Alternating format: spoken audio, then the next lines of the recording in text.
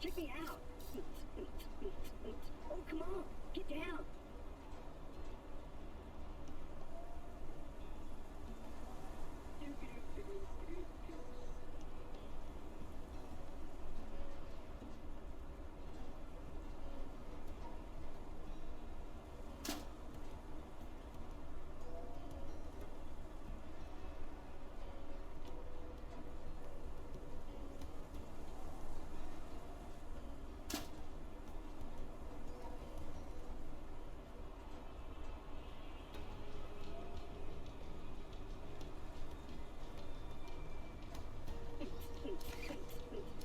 I think I lost the beat, but...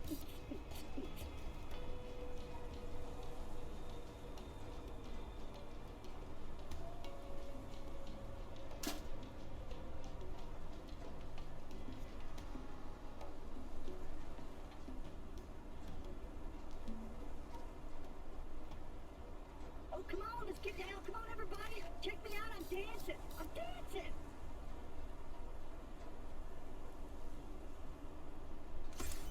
It's better be worth my time.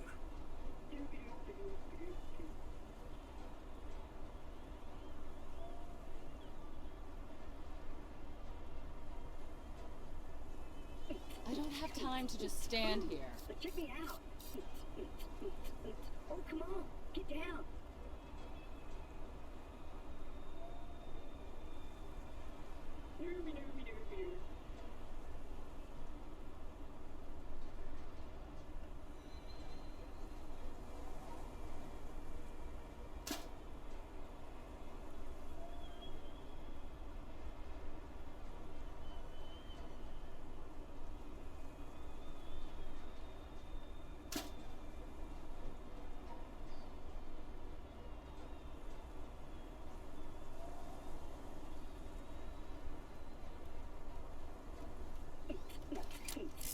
Ooh, but check me out.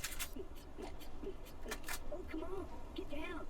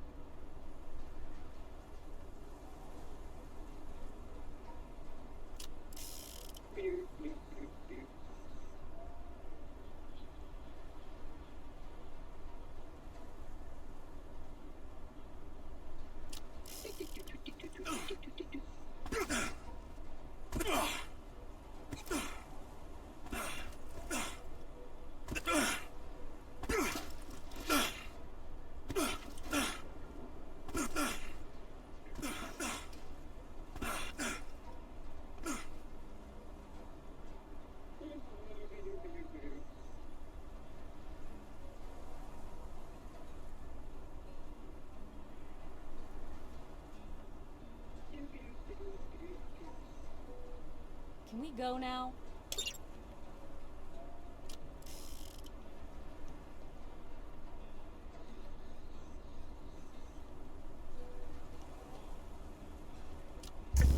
Hello everyone and welcome! We're back to Borderlands, with Borderlands.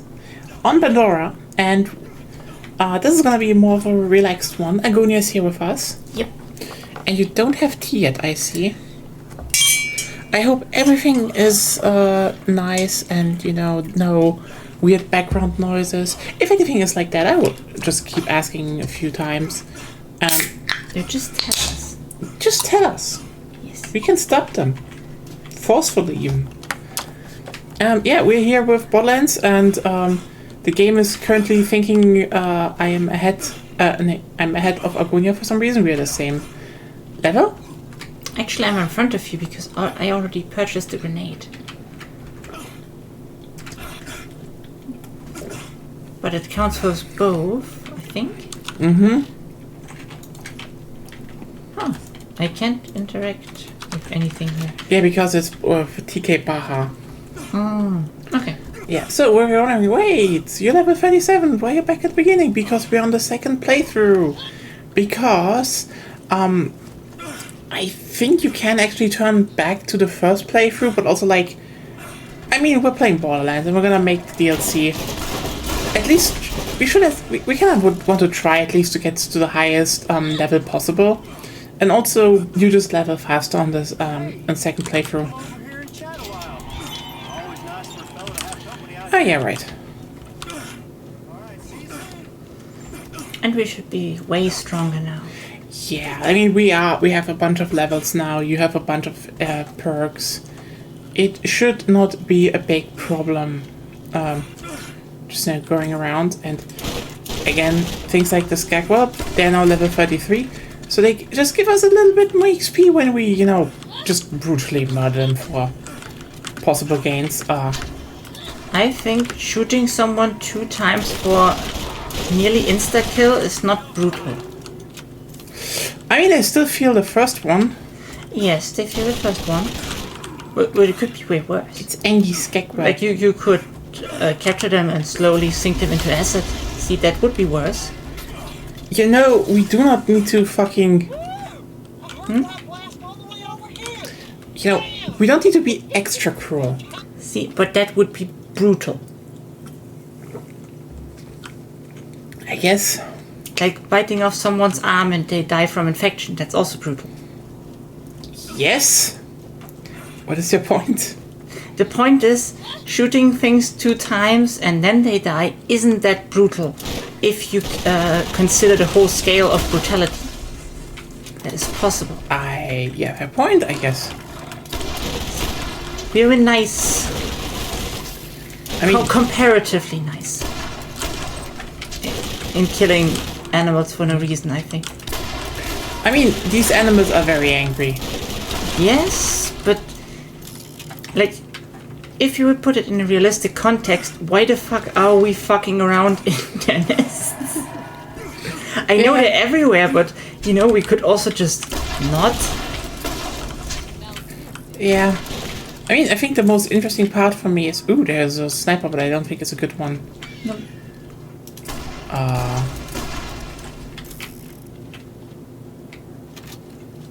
It's one of them energy weapons.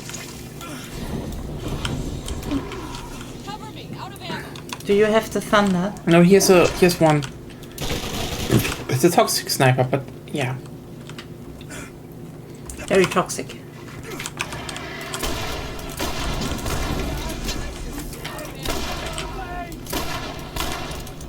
Yeah, the reading weapons really just look a bit goofy.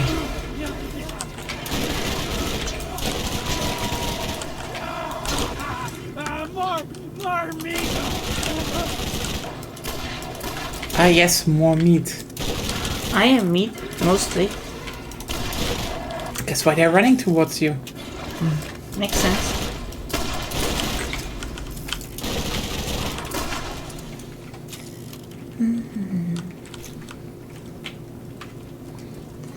So that You're means... about to face your first real challenge. Mm-hmm. I hope you've toughened up enough. Mm-hmm.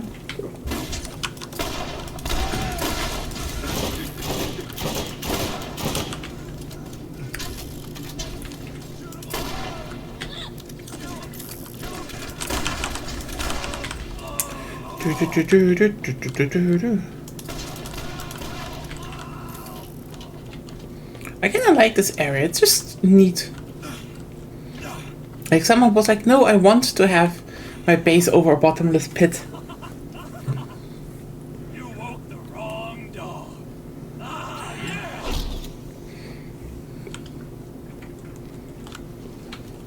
Did you notice his nipples are spikes? No, not really. But good to know.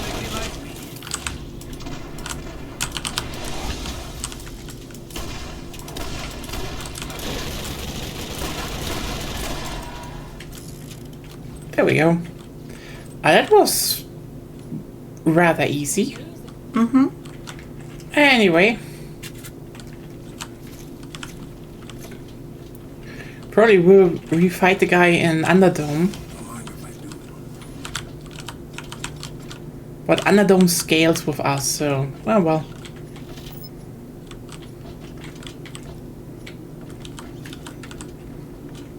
You don't take anything? No, I don't need anything. And then I will sell that for cash. That's a pretty neat one, but it's a normal pistol, more like. Let's take it. Let's try it. I've never seen anything like this. Ooh. Yeah, I take this one. Holy shit. 2 shots, but really high damage. We're getting the good guns now, you know? That's also one thing why I say if you want to do DLC in Borderlands, kind of do them on the second playthrough, or through Vault Hunter modes, depending what there is in 3. Why? Physics. Fast travel though. First step on your journey. You must listen. Who I am is not important. The first thing you must know, the vault is real. People will listen to you. They will try to use you, not be swayed in your purpose. The vault is here, and we will find it. This world is filled with dangers. Still yourself and go. I'll be watching. Oh well. Let's turn it in.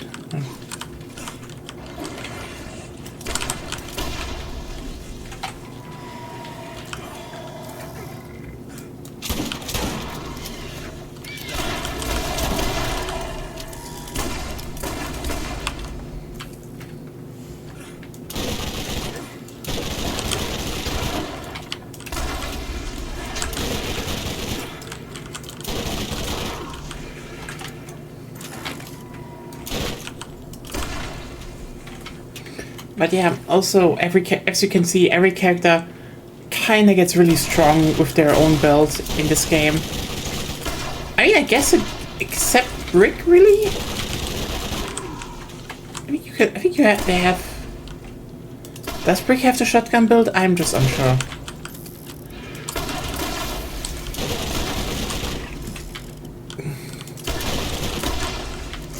I think Mordecai can even use some shotgun builds with his...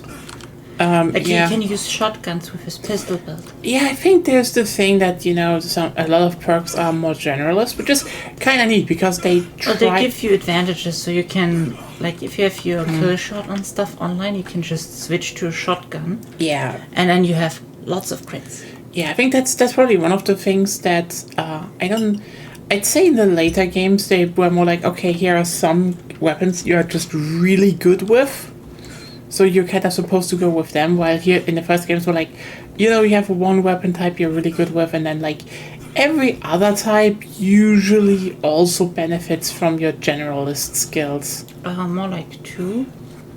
How many generalist skills you have is also different. Like Mordecai doesn't have many. Mordecai is mainly the 2 kinds of pistols and his sniper. But I can activate my pistol buffs and then switch to a shotgun, and in that time I can. Yeah. I mean, also pistols are just really fucking good. Like, some pistols you get in this game are just insanely good. I haven't found one yet. they... okay, you will get them during Nox. That's the thing. I mean, Isn't Nox that kind has of the stuff last like... DLC anyway? What? Isn't that kind of the last DLC anyway? To a degree. I mean, technically the last one was Claptrap, and it has a really good box farm. But some of the really rare ones are in Nox. Like, for example, some of the I think the hybrid weapons are Nox and stuff like that. Also, Celebrate sometime. Might want to check out the bounty book. See if anyone else has a job for you. yeah. Why, you the one killing all the crap people ask? Catch a ride near Firestone is more busted than my mama's girl parts. Real appreciate you taking a poke at that. The system's not my mom. That was character, you know what I'm saying? It's interesting how it turns out that this is Moxie. But, I mean...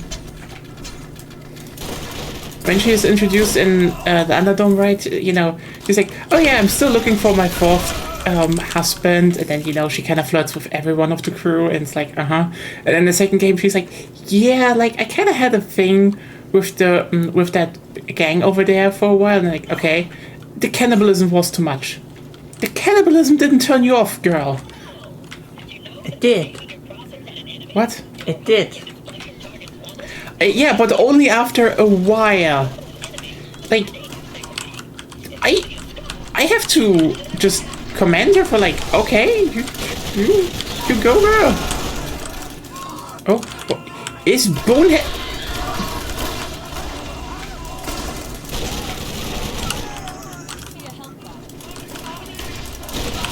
Okay, Bonehead is not as bad as the first time. There we go. What do we have here? Ooh! Oh, wait. The lead wind blows. I like this one. Yeah. Uh-huh. Mm-hmm. Mm-hmm. Mm-hmm.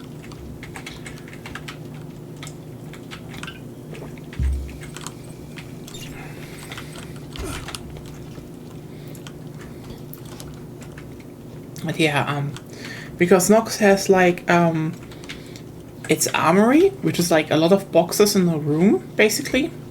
And there's a better version of that in Claptrap's DLC. So, you know, not bad. But Nox has Clomorex. I'm not sure if that's actually good. Clomorex the Invincible is like the first raid boss of the series, basically. So good loot, but also, okay, technically Clomorex is kind of a hard fight if you don't have certain. Okay, here's the thing, and I'm actually kind of glad they left that in the remaster, as in, like, you know, this version just has some actual quality of life stuff. Like, for example, in the first game, you had to oh wait, we can start with the diaries back here. You had to pick up everything one by one. What? Oh yeah. You had to pick up everything one by one. That just kind of sucked. Period.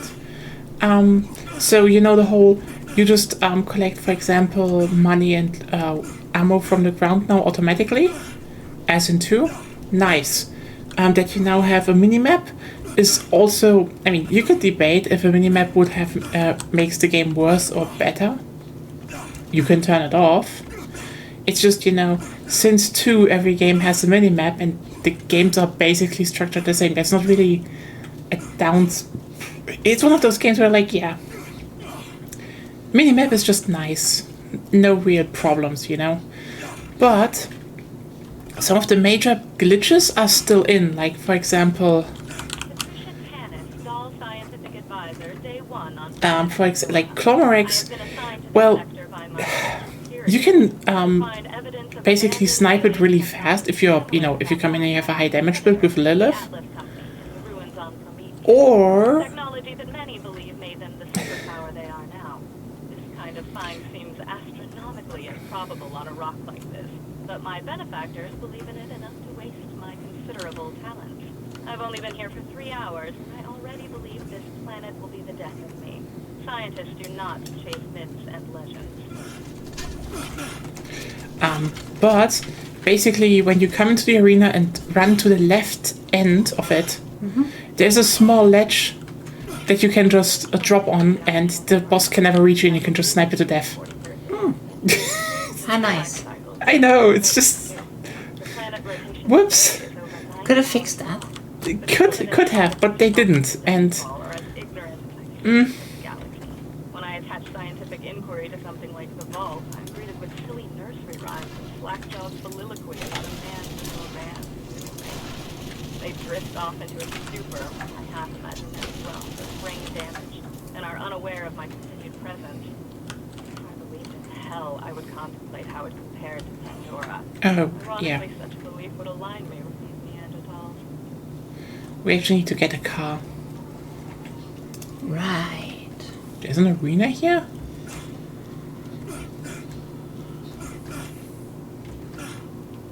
I mean, I guess. Firestone Coliseum. We never went there. Why not? I didn't was this always here? I don't know.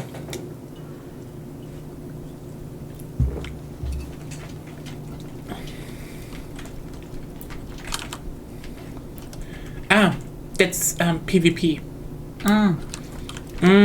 Who cares? Yeah, who cares?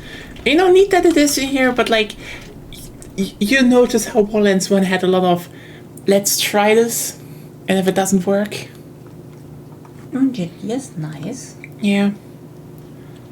I mean, honestly, I am a little bit shocked that the Borderlands series has not really branched out a lot into other, what's it called, genres yet. Like, what you're doing is fine, you know, like, it's one of those series where the loop just, at least for me, just works really well. It's just pretty... It's just, you know, it's relaxing. Oh yeah, that's true.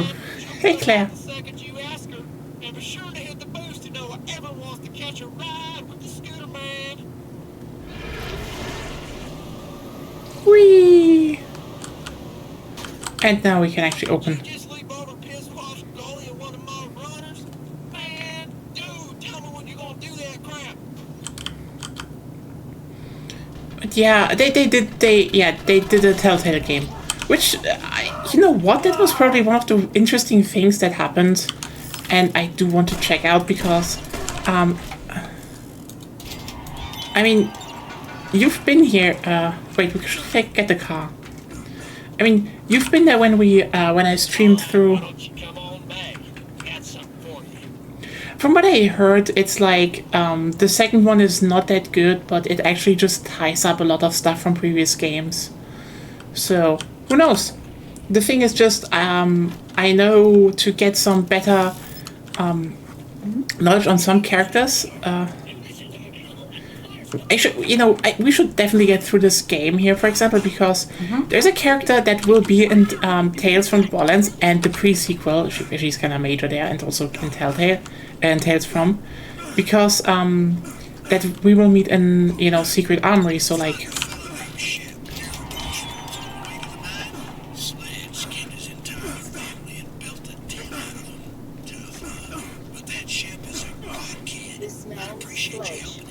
Something we need. Yeah, we're going to do some side stuff first, though. Wedge is a bad man who has done horrible things. We're under-leveled for DLC.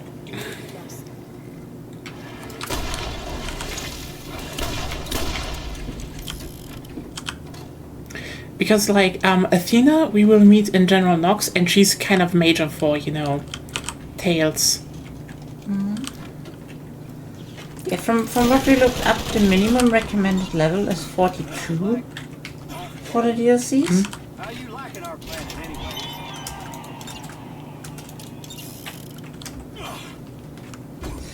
So Yeah, we I mean, need to rush some stuff. stuff. I mean, Claire, if you're interested, the plan is that after I beat Ecclesia, I will go and play through Tales on Sunday. So, yeah.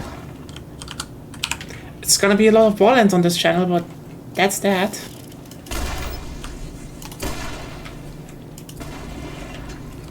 I mean, again, I don't know if we will get through all the games until 4. I doubt that, but I want to get through a few. And I don't want to get through 3, 4. I have to say, Yeah, I know. the end game, like from the Tiny Tina one, Yeah. looks fun. Yeah. And I'm glad when we get there. But the way there is a drag a bit. Yeah, it's just kind of like I don't hate it. I don't hate it, but it's like I don't know what to say. The Tiny Tina game is like, oh hey, you have some really good stuff going on here, and then just also some just it's just a strain to get there, you know. And I kind of hate that, which sucks because it's actually kind of great. Oh yeah, we're also kind of playing the Tiny Tina's Wonderlands on the side, and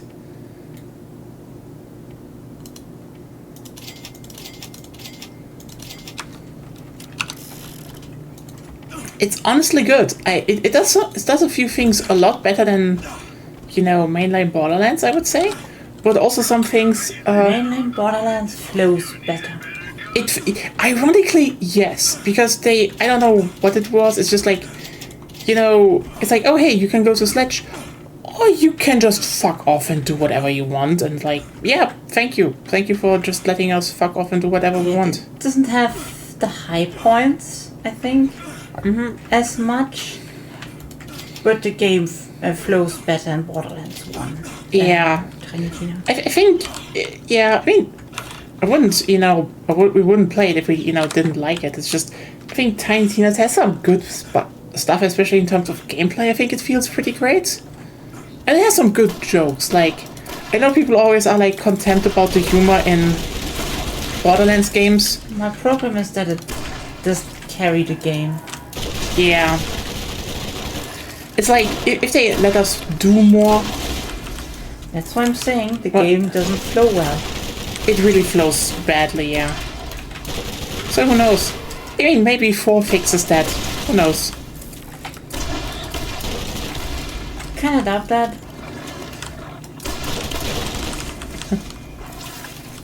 Oh, right, the thing we're looking for is in the different direction. Well, we'll see.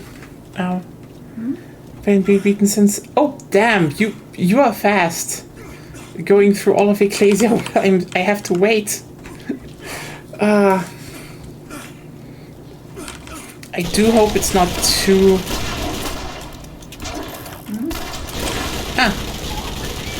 Elvis mode.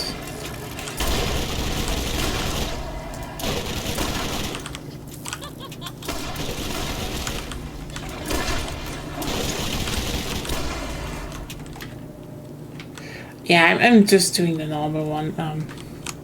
What if a Castlevania protagonist had a full automatic? That is a ridiculous question, actually, and I wonder. Elbows mode in Order of Ecclesia is apparently, what if a Castlevania protagonist has a fully automatic? And Depends on I how guess much that's- damage the full automatic has. And that's that done. I just killed some with an explosive weapon just to get the achievement. Well,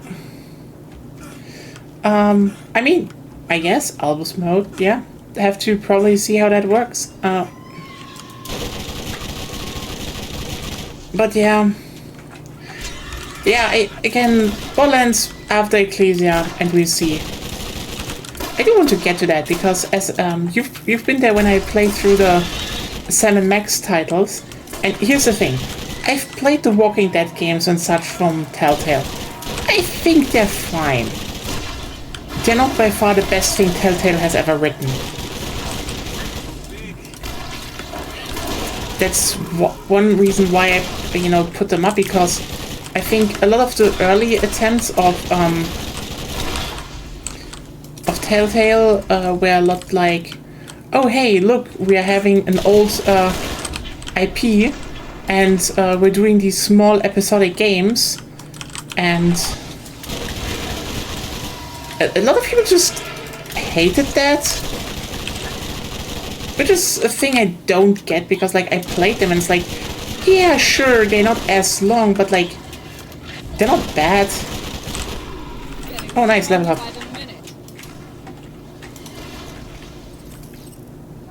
Oh wow. Wait a second. Ah, it's worse. Shit. Fuck it, just gonna kill it stuff with the electric one anyway.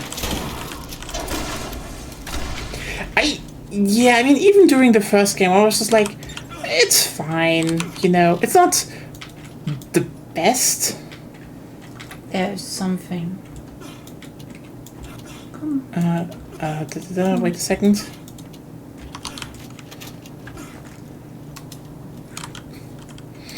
Oh, nice, thank you. Yeah, I don't hate them, it's just, yeah. I am full. I cannot open the box. What? Lol. Nice. Check that out. Okay. Next up down the canyon. We need to check something up here. No, we don't. Oh, yeah, then let's, do that. Those surveying characters will die between games, so forget the hope bit. Oh yeah, I didn't bother with it, because like...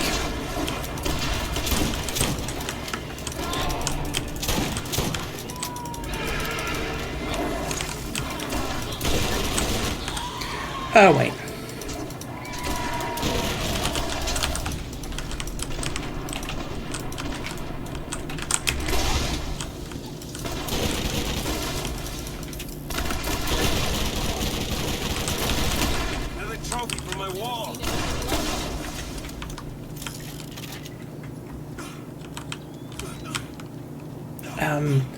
Yeah, that's the thing, even the stuff I played, I was like, here's the thing, I think they can write competently, and they make some solid games in that regard, and some solid narratives, but it's missing the edge, it was always missing a bit the point.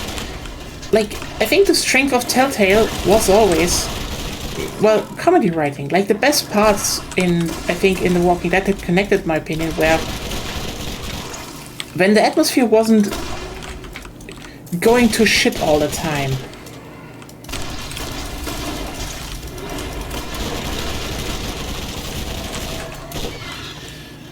And considering what I heard from people, that Tales from the Borderlands was apparently their best work, which is like, I know all those people have not played. You're running from the fight again. What? No, I wanted. Yeah.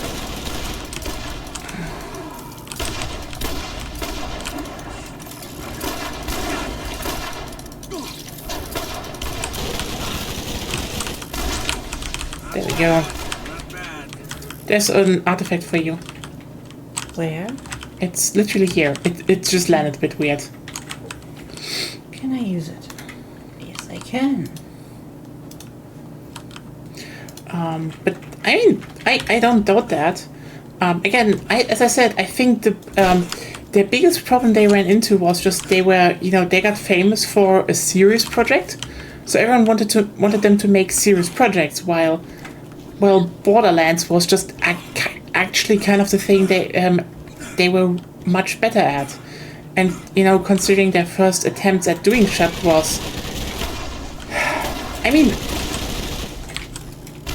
Imagine you're just kind of starting out with your company, and you're doing small episodic adventure games in 3D. The thing that was already back then had a bad rep, with adventure game fans. No matter how good or bad the games were, because let's just put it like this. Certain 3D adventure games weren't good. Just period, they weren't good.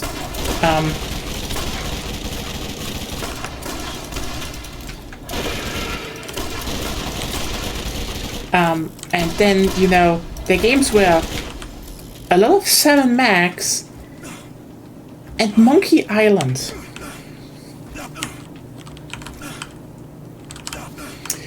Yo, imagine you're like, oh yeah, we're basically are the last people doing point-and-click adventures again anymore. We're doing them in bite-sized 3D stuff. Oh, also there are sequels to basically all the, you know, hardcore fan LucasArts ones. Yeah, they just had a bad hand. Like, here's the thing. No matter how good, you know, no matter how good the Monkey Island games were,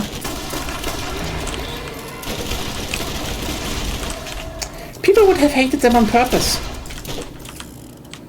I mean, in my honest opinion, Telltale Monkey Island games are actually some of the best in the series. Like, I know people like the new one, and hey, I like it too. It's better than 4. I think overall, I just like the Monkey Island, the Telltale Monkey Island games just more. Oh God, what? That I will never touch the Wolf Among Us then.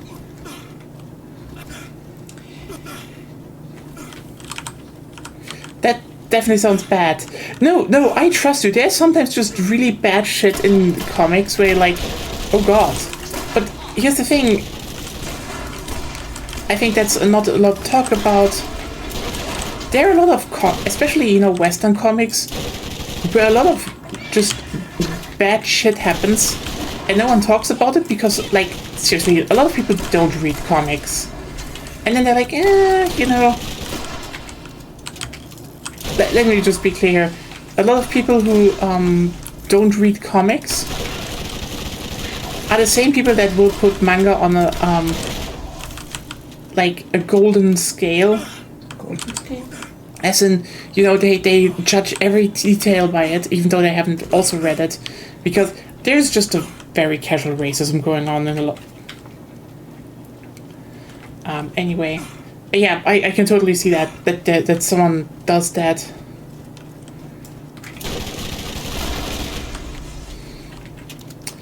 I mean, I've seen bad comics, actually.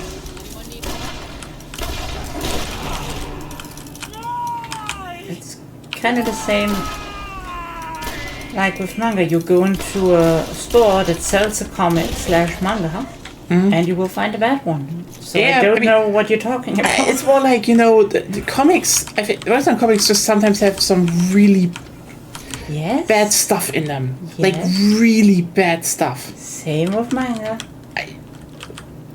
Manga's differently bad. I mean... Both bad. I mean, okay. Both can be very bad. Okay, you know what? I should not judge everything by stuff like Holy Terror. That one is just uniquely bad, actually. If you know that one.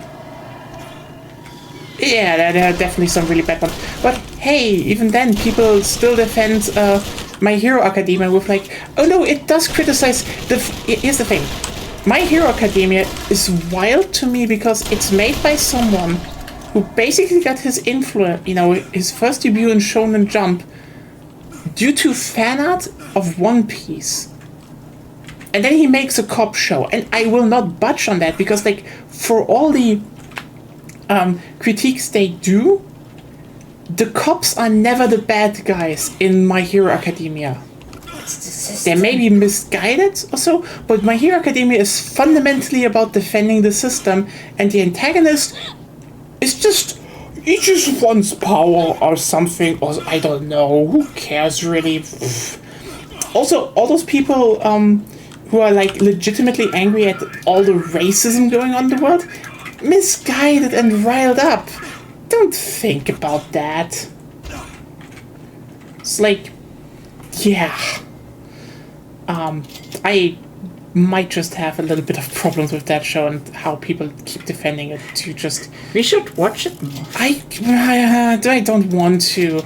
I know. It's just so bad. It's just kind of amazing how people just keep defending it. Just People are still talking about that thing aside from you? I don't know. Wait, there's some mission here. I already... Accepted it? Yeah. Oh, It was a recorder. okay, then wait a second. Do we have another thing to do here, actually? Why are they there? Oh yeah, here. Let's just do them first. It's just, yeah, that's just personal things. But, well... What? I mean, My Hero Academia is a cop show. It's not a personal thing. That's just a thing. Yeah, I think I think more the fact that it's more like I think that like I know that there are a lot of bad manga out there, no question. It's just Just Rising of a Shield Hero has a manga adaptation already. yeah, it's just That was a question. You what did can't it- answer that. sorry, I didn't understand what you asked. I was asking if Rising of a Shield Hero has a manga adaptation yet, then we would have another bad one. Oh god, that is yeah. I don't know. I don't think so. Maybe. I mean, it's just like when I know some, comics, from big, DC and shit. Okay, obviously there's a manga adaptation, yeah. I mean, they went to the depths of the incel image boards Yeah. to find that thing, and for some reason give it an adaptation. It's like, I mean, hey, the incel boards were very loud about it, so obviously it had to be something that is popular and should be adapted. But then again,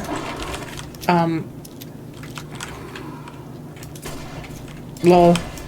But I mean, it's both not good, because both are just spewing misogynistic bullshit and, rape apology, just, pro-slavery and all that shit. Like, it's not good.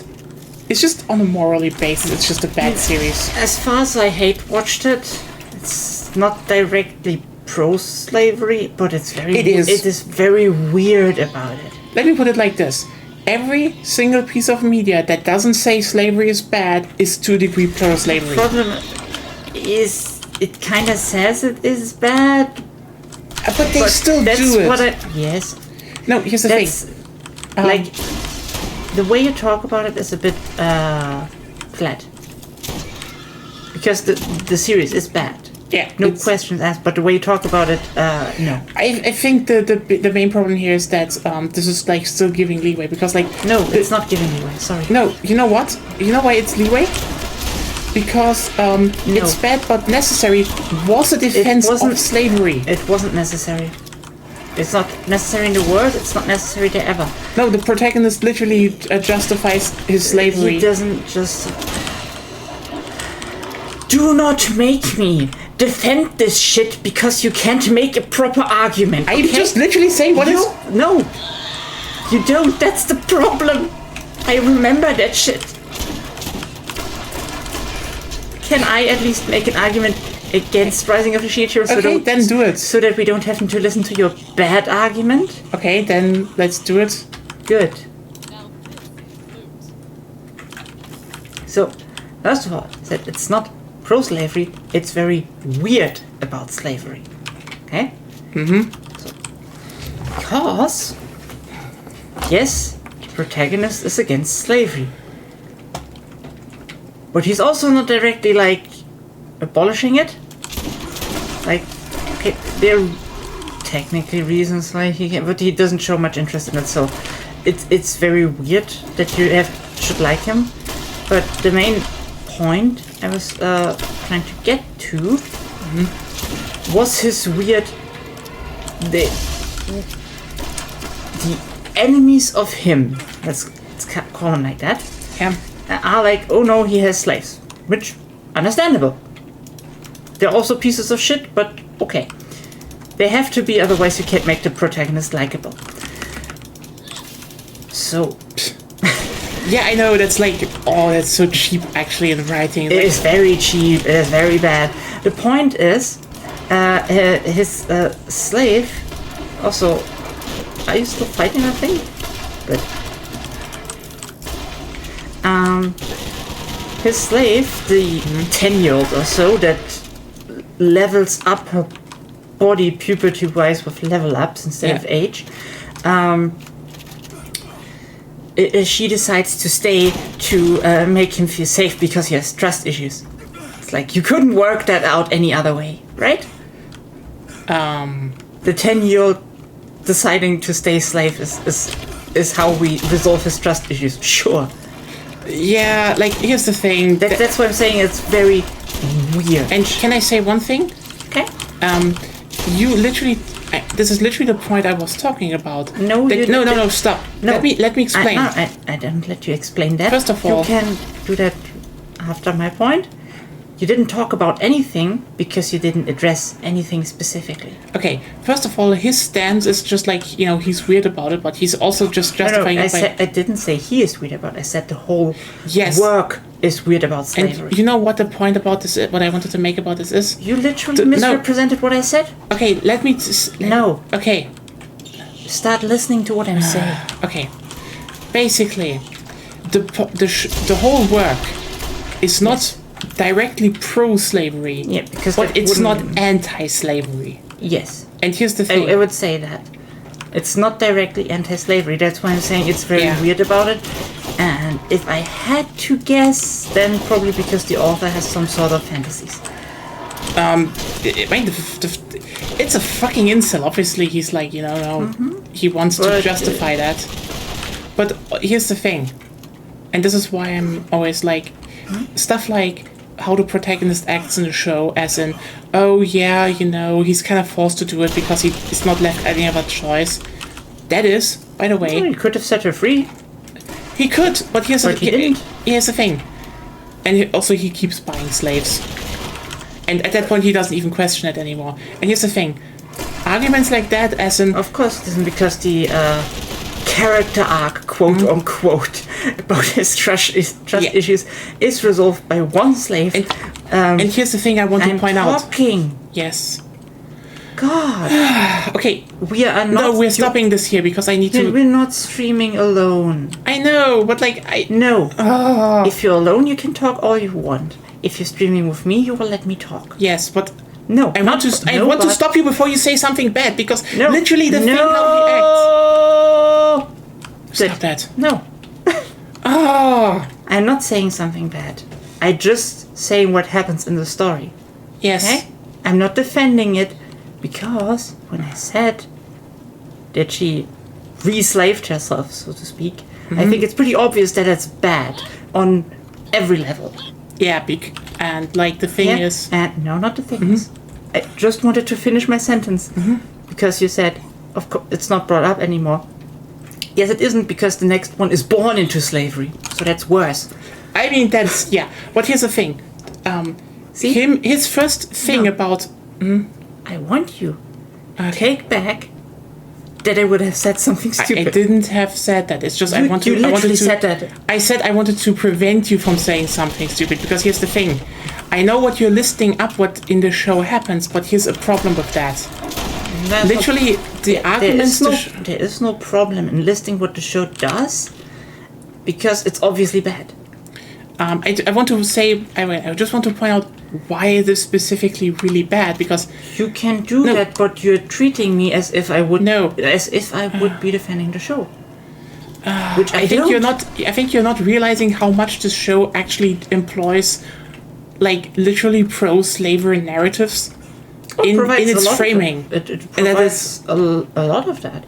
Yeah, that's the thing. Which is why it's bad. Yeah, that's the thing. For example, his rationalizing of he's forced to do it, or it's just how the world works. By the way, the fact that no one else in the world ever says anything about that, just to... Yeah, because it is just brought up because the author wanted it in there.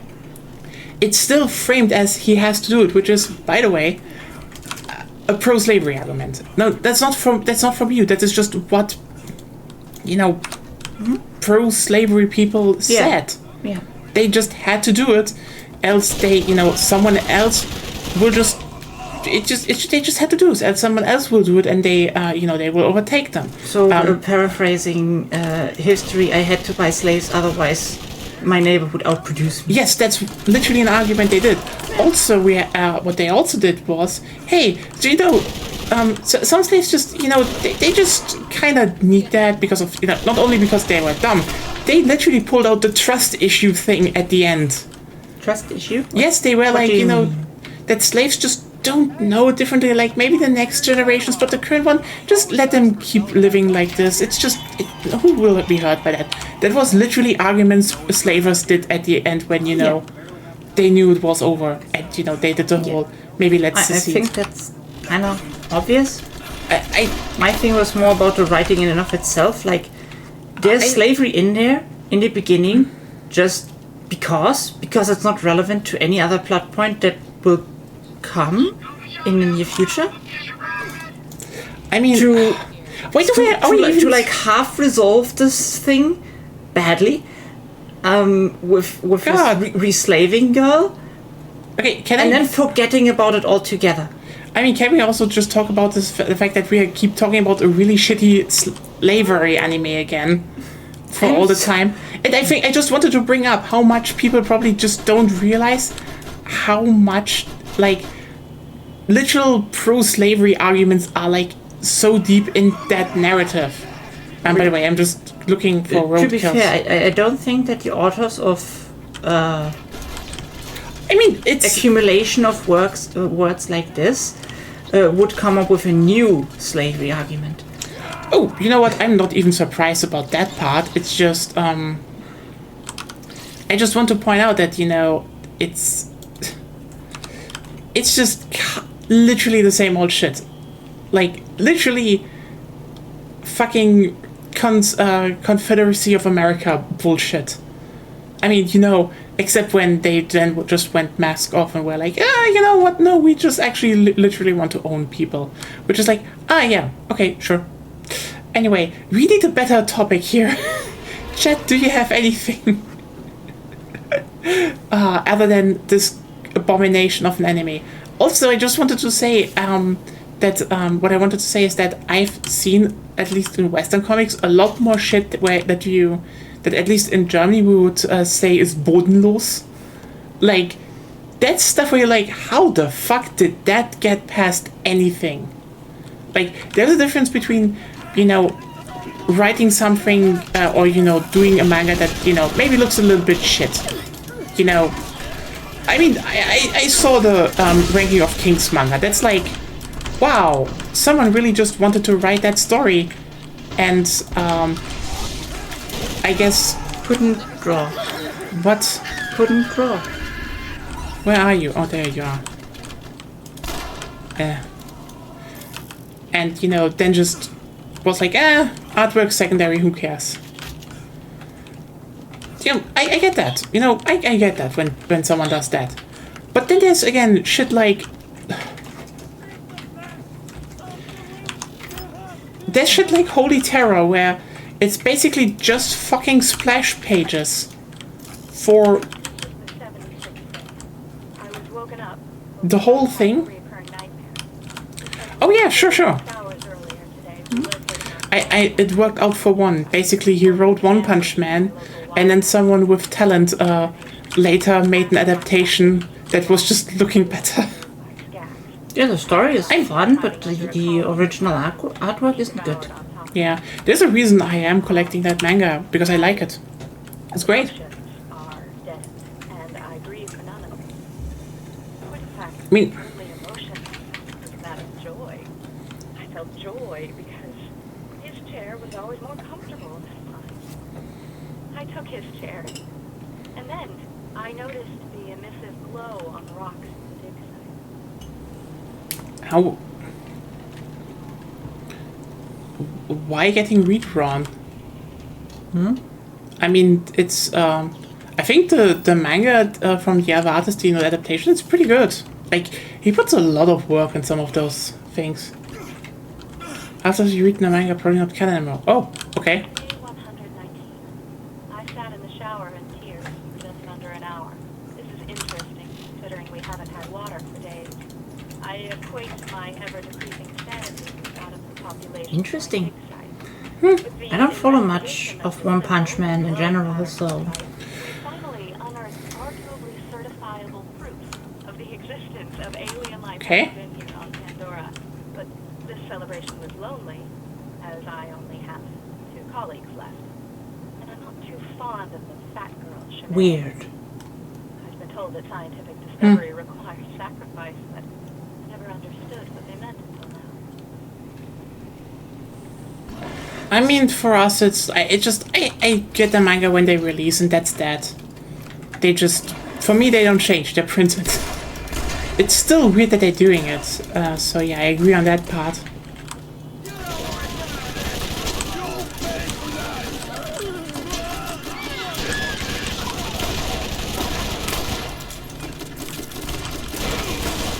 Lilith has a bit of anti-synergy with me. What? Lilith has a bit of anti-synergy with me. Why? Because you burn people to death, and so I can't get last hits, which I kinda need for my kill shot. Ah.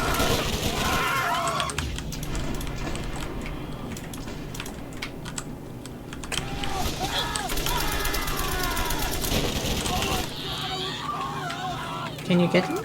Yeah, sure. Anyway.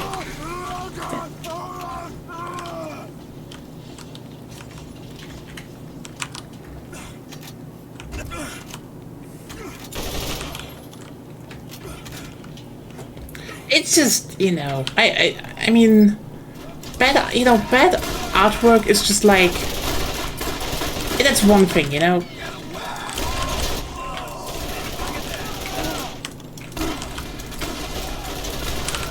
It's just different when you have stuff like, oh hey, it's a work from renowned artist Frank Miller that made some, that is like linked, you know, who did stuff like The Dark Crusade, and like, oh yeah, and what is it? Okay, so it's just fucking splash pages, Fat girl, Shanae, was and like, okay, a ruin that collapsed. and except one page where he forced like 18 panels into. Fox! Yeah, Pay attention! They killed me already. I hesitated. Oh wow. She was the last one alive. It wasn't me. As she was choking, coughing, and dying, I tried to enjoy the interaction, which I imagined to be a conversation, as I knew it was the last I would have for a while. Finally got around to smothering her so that I could continue my research. I could tell that she regretted the decision. The skags have been waiting for this meal for a while. They will not go hungry tonight. Anyway, let's get to, there we go, the cave. It's down there. But yeah, like that's lazy, you know. And you're like, how the fuck did you get away with that? But then again, he also, you know, when he did write stuff and, you know, was allowed to work on shit, he was stuff like, oh yeah, you know, I'm just making a comic that is just more like, you know, because DC was like, how would we make a comic line that is kind of a reboot of, you know, our main ones, but like just taking all this, just integrating all the stuff from characters, you know, like, you know, they made one with Superman and people really liked that, so they were like, hey Frank, could you make one for Batman? And then he was like, sure, I'm making a Batman comic series with all the stuff everyone loves and knows from Batman. Like the Joker not laughing. What?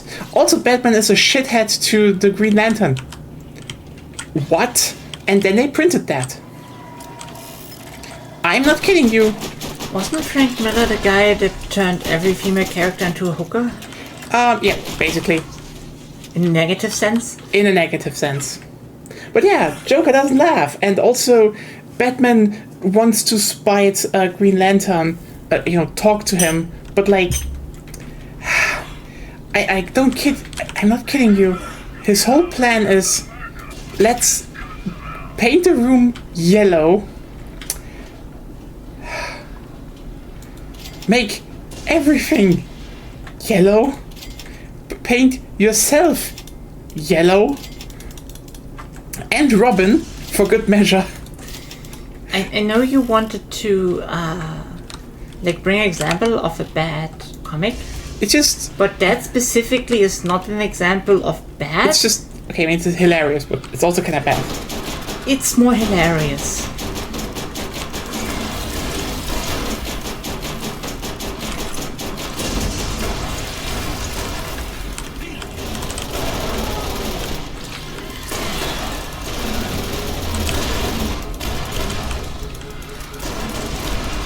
I forgot how... Wow.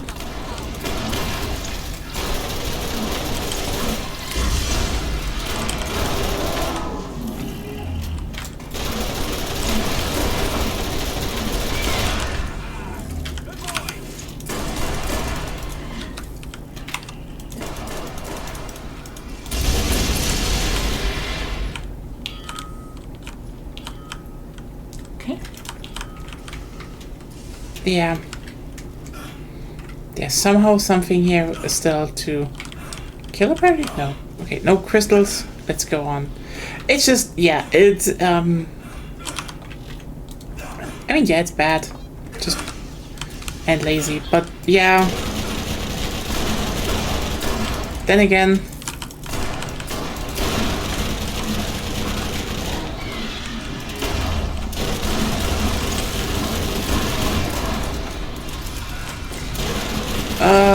hi bots.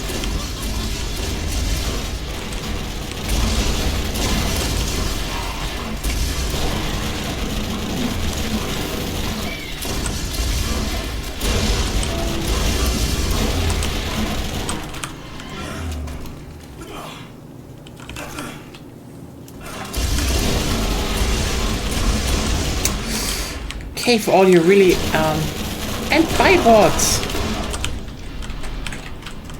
Thank you. Yeah, thanks, Claire.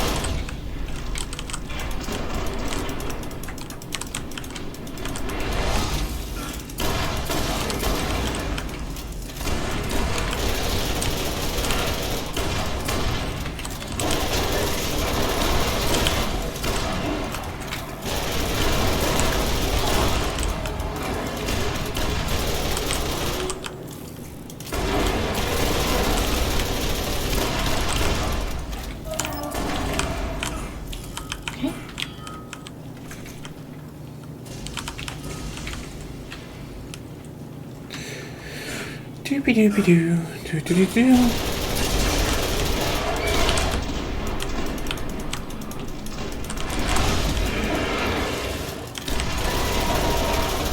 Oh well.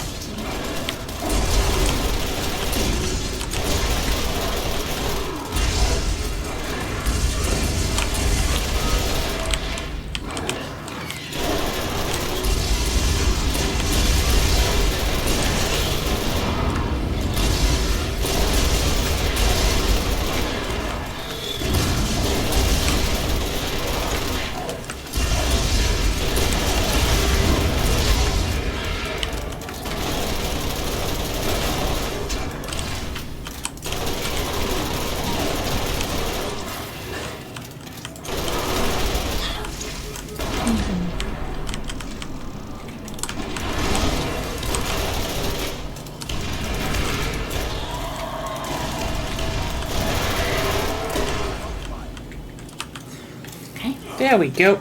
Not that bad. It takes a while, though. Fair point, I guess, but yeah. But yeah, thanks again for just getting rid of the bots, Claire. Yeah, god damn it, my cooldown is so fast now, it's insane. Oh, you know what? I'm doing one little thing now. Key bindings, melee attack. took you 3 sessions or so? No! 6 technically.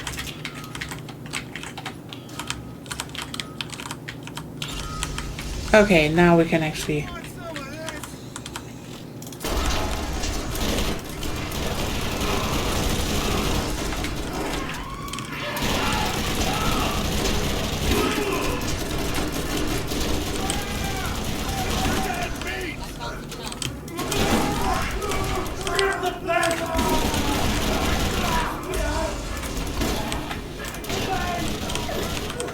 Angry little shotgunner. That's a cute name. Let's teach him a lesson!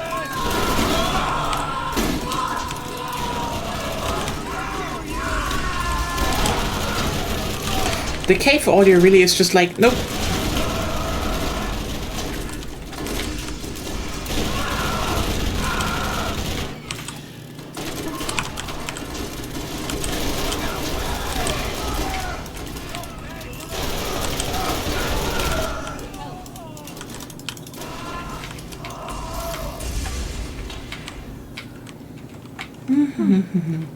Let's get a repair kit and get out of here. Sure.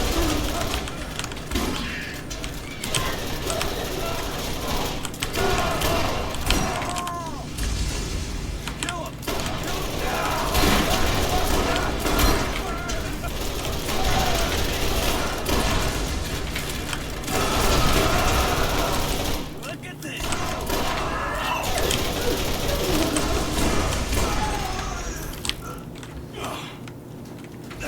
Oh well, but yeah, there's one that I think, going back to Telltale, one reason I really want to get to the Borderlands games is just I heard a lot of people say it's great, and yeah, oh yeah, fuck, we got sidetracked by Wolf Among Us, but honestly, one thing it's one of those series where like I never really cared about, like.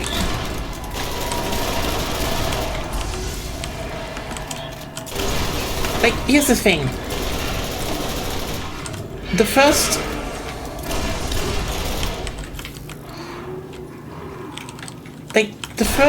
how's it called?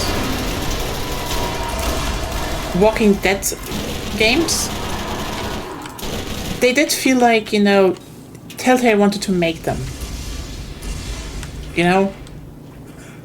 Similarly to how, I'd say the Sam & Max and Monkey Island ones, those were genuinely labors of love. Those were games where, like, you know, having played all the Monkey Island games, I saw them and were like, oh yeah, those people actually know what is interesting in Monkey Island. What's like genuine interesting storylines or ideas.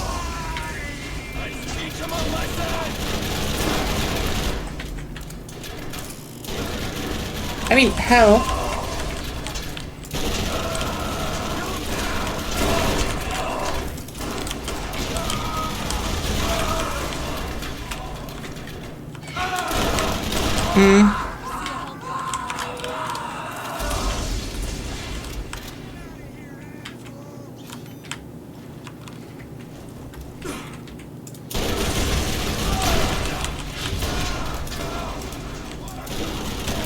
Yeah, like the Monkey, like the Telltale Monkey Island games, they were even referenced in the new one.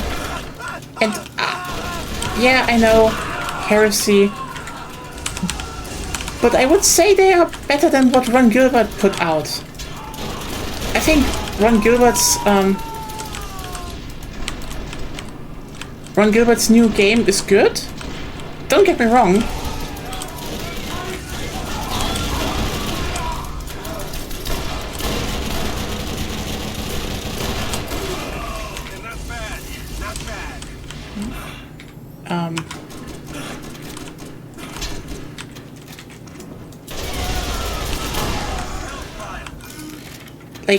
Yeah, what I wanted to say is that I do think they're good, but do we want to just go back here? Yeah.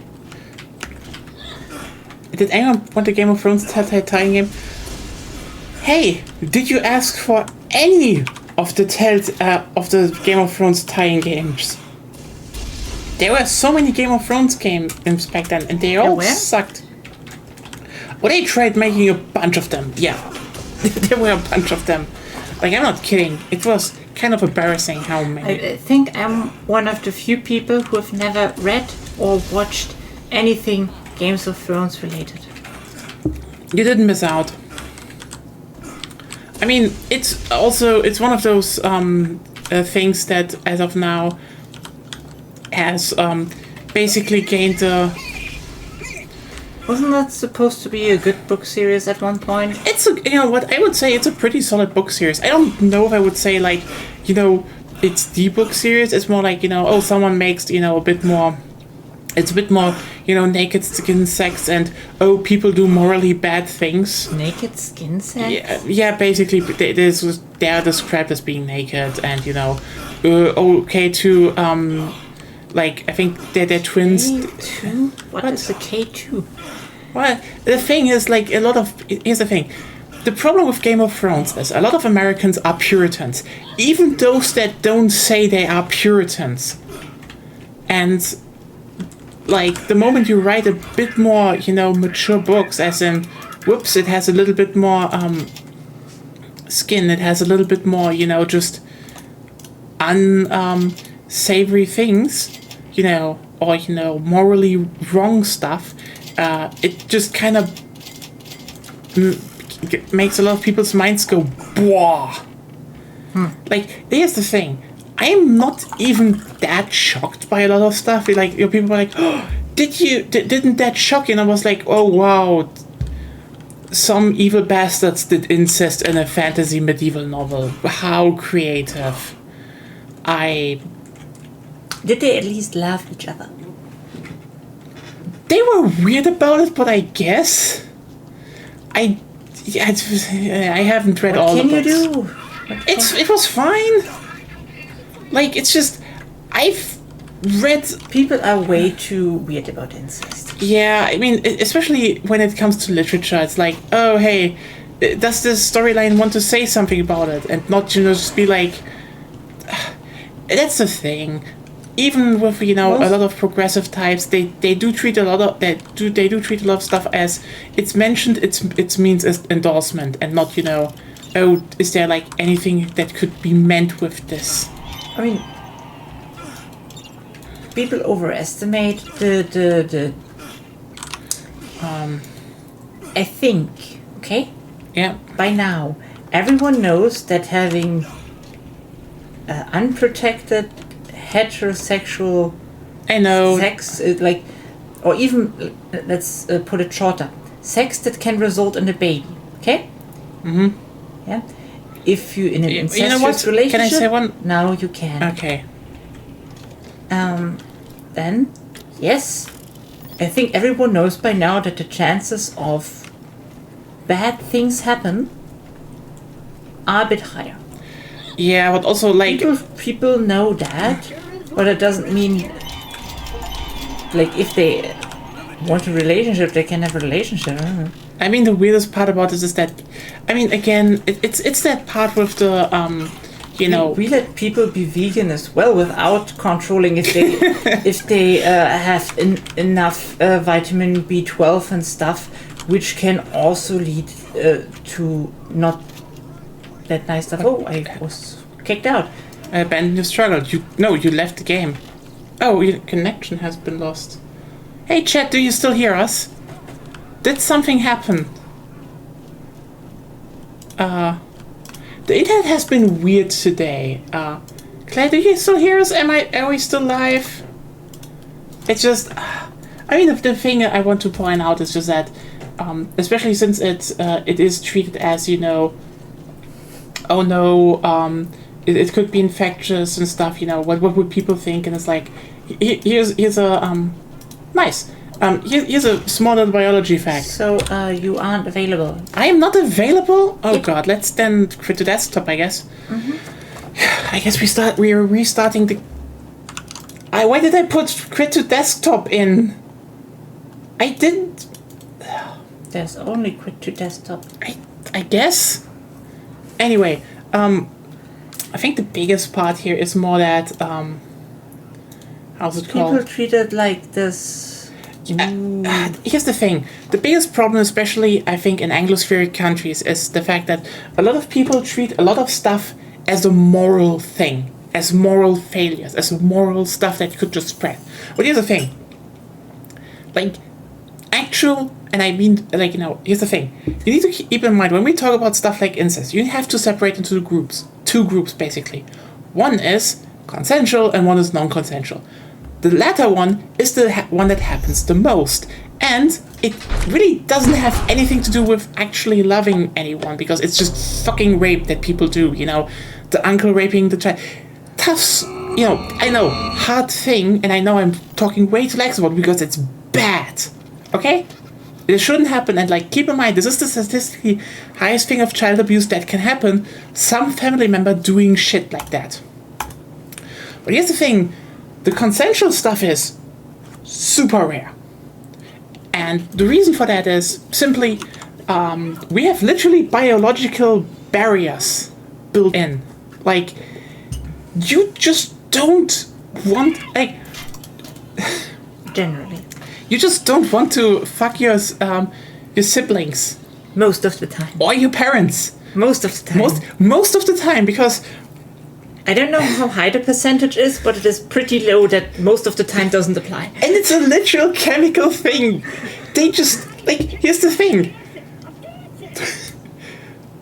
They just, I shit you not, don't smell good to you. Pheromones are wild.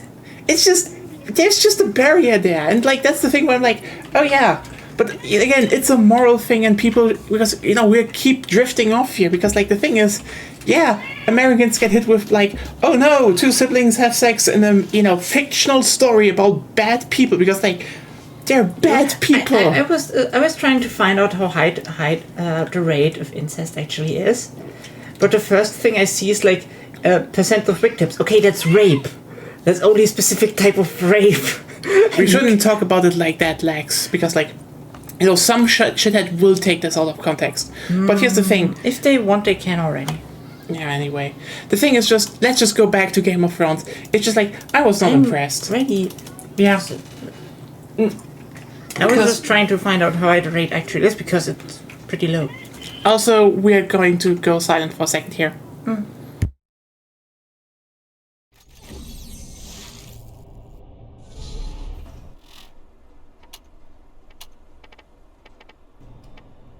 Better be worth my time.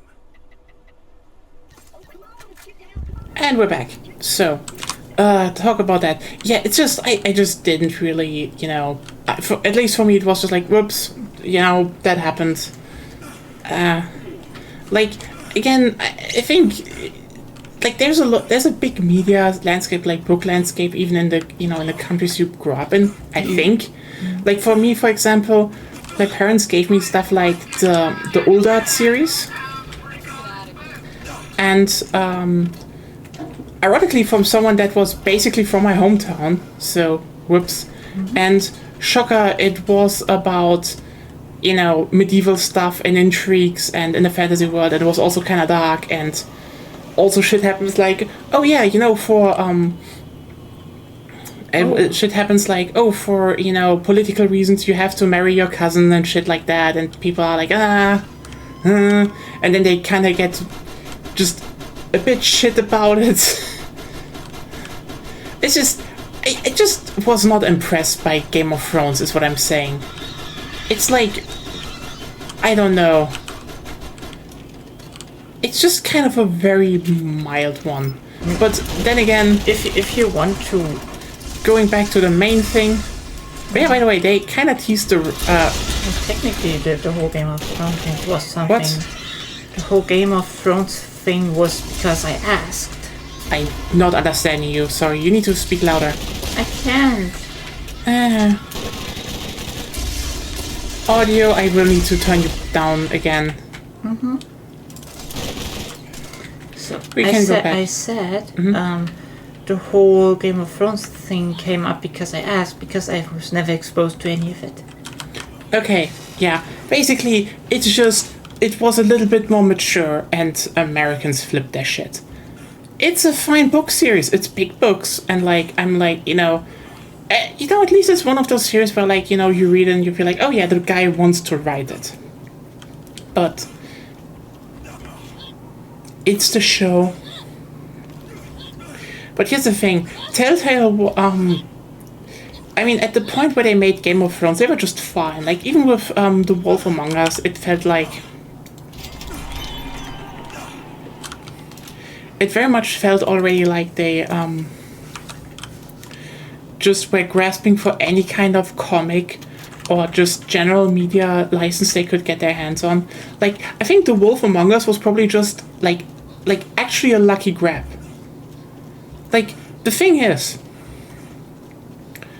if you like Borderlands, from what I heard, okay, happened because, and I mean generally, I think, was it? I think it was, how's it called? Our Mr. Grease guy and someone from Telltale just sitting there, and like one of the writers, and over beer and talking about stuff from Borderlands, and then oh yeah, Randy Pitchford was just like, you can just make one. We don't care, just make one. And that's the thing. It happens because someone at Telltale played Borderlands and liked it, and then they just got the chance of make a Borderlands game. The thing is,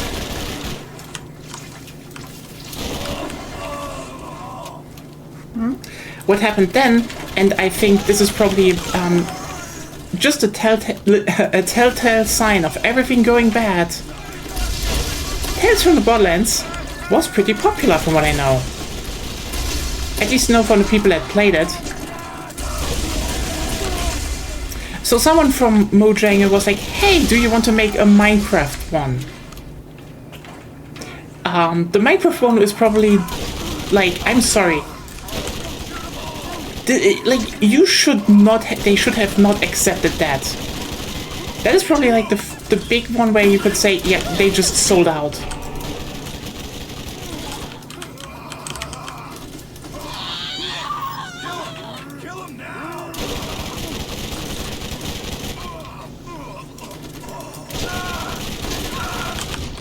Like, I'm sorry.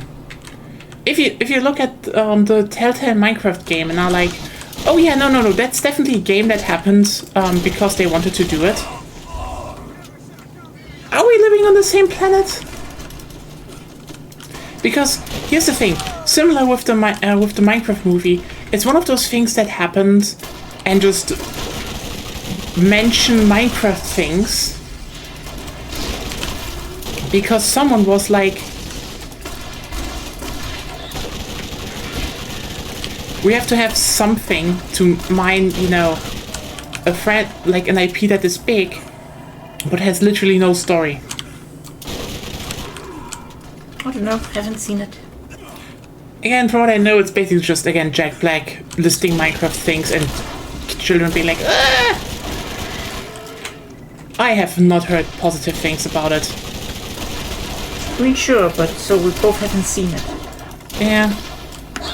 I think the most interesting part about the Minecraft movie, I would say, is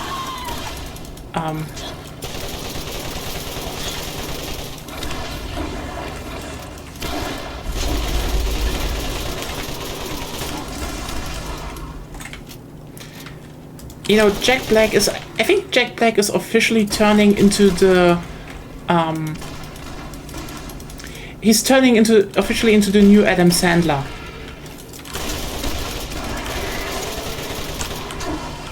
And Adam Sandler is actually currently going on a, hey, let's actually, get my reputation back up spree. Like, can you imagine, in like just a few years, Adam Sandler, like a few years ago, Adam Sandler was, the guy that made Pixels, and a movie so bad people loathed it, even though it wasn't like one of his worst movies. To people being like, holy shit, have you seen Uncut Gems? the guy has acting talent, which, yes, he does. He's like, here's the thing. Adam Sandler is, like, in that regard, kind of like, how is he called again? The guy that's in every movie. Didn't we literally have a conversation about half an hour ago that I don't Yeah, remember? You remember actors? names, but like, yeah, I know. It just, this is more for the chat. You know, like, what you can see what I mean with Jack Black is the new and Adam Sandler. He's just kind of doing that shit. It's just embarrassing. Yeah. Everyone held him up. I was like, oh yeah, it's Jack Black, and you know, Adam Sandler is bad, and now Adam Sandler was at the Oscars, and Jack Black is getting a paycheck by just being an annoyance as Claptrap and Steve. I guess. Anyway. But yeah, they did the Minecraft Telltale games. That was just like, sorry, that was a game that, those were games that just happened because someone had an IP and they needed a Telltale game for prestige. That's it. The first ones, you can clearly see you know, the first games they did, you clearly see there was a passion in there.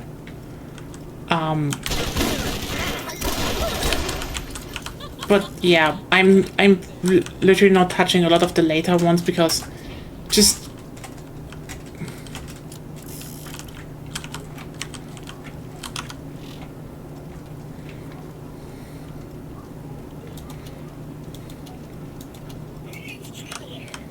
oh, new visions. Oh well. Only 2 levels and we can get to the DLC. Yay! We also have better weapons now, so I guess we don't. You should have found a few better weapons. Nope, not one. Maybe after Sledge, who knows?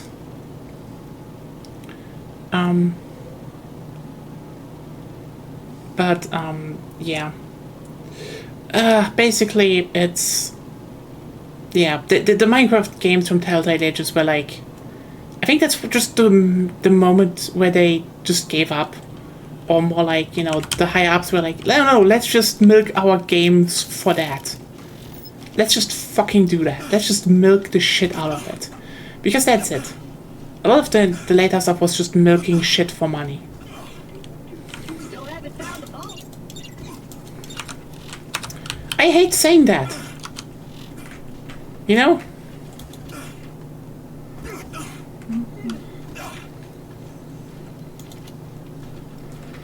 Then don't.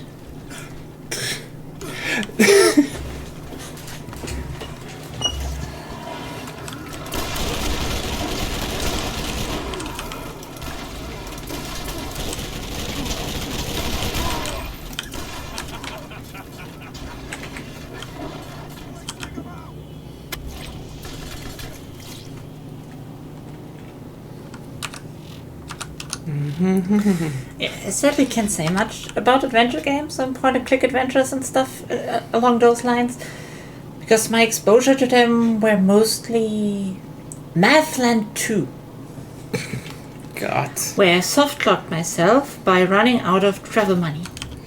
It's funny, you know, it's probably the funniest bit I think about a lot of, you know, so here's the thing. My parents gave me a bunch of, you know, how's it called, educational adventure type style games. Mm-hmm. And I think the most hilarious shit is that they usually fall into 2 categories. Because the devs didn't get, you know, money to make their own, you know, actual game that they wanted to do. So they, you know, put some math or chemical stuff in it to just be like, oh, no, we're doing, you know, we're doing stuff like, you know, it's now educational, and they get some money for that from like an educational publisher.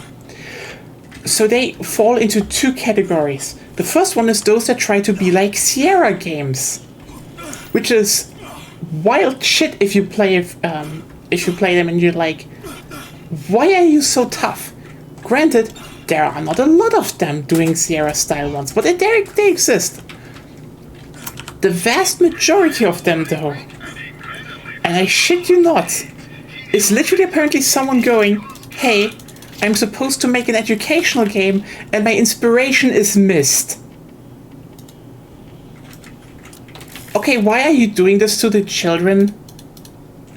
I genuinely do not know why they did that, but like, holy shit, there are so many educational games who are like literally aiming to be like Myst with the same kind of did you get the okay, it's in progress. Yeah, I just didn't activate it. You know, with the same kind of art style. Hello. What? You've forgotten that your trigger is bugged. Okay, Claire, it is moon logic puzzles, but also you have to memorize chemical formulas for some godforsaken reason. You could also write them down. Oh yeah, no. I think probably a bunch of devs were like, no. When the children have to write everything down, like in Myst, that's actually good education. Technically not wrong. I guess, but like, in hindsight, I have to actually ask, how the fuck did they expect anyone to solve this? Granted, holy shit, By some of those... writing it down, you just said it. Yeah. So, where's the problem? I mean, they also just don't provide you with anything, actually. Yes, still. Yeah. It's just, like, a lot of children do not want to write stuff down. It's more Of like... course not. Well, I did, but... Yeah, I know. It's just very, very funny. Because I know there's, like, there was one where I was like, oh, hey, you know, this town has been abandoned. You know, everyone vanished and it's weird. And, like, you know, a girl is, like, looking for her grandpa. And you're like, oh, okay. And it's just fucking Myst. But just, hey. Can you also solve theoretical math equations on the side? Like, that's an education game, and I remember one of the first things they did was, like, shit you not, talking about like a theoretical math problem. So, Which children is this for? most math problems are theoretical. Could you be more specific?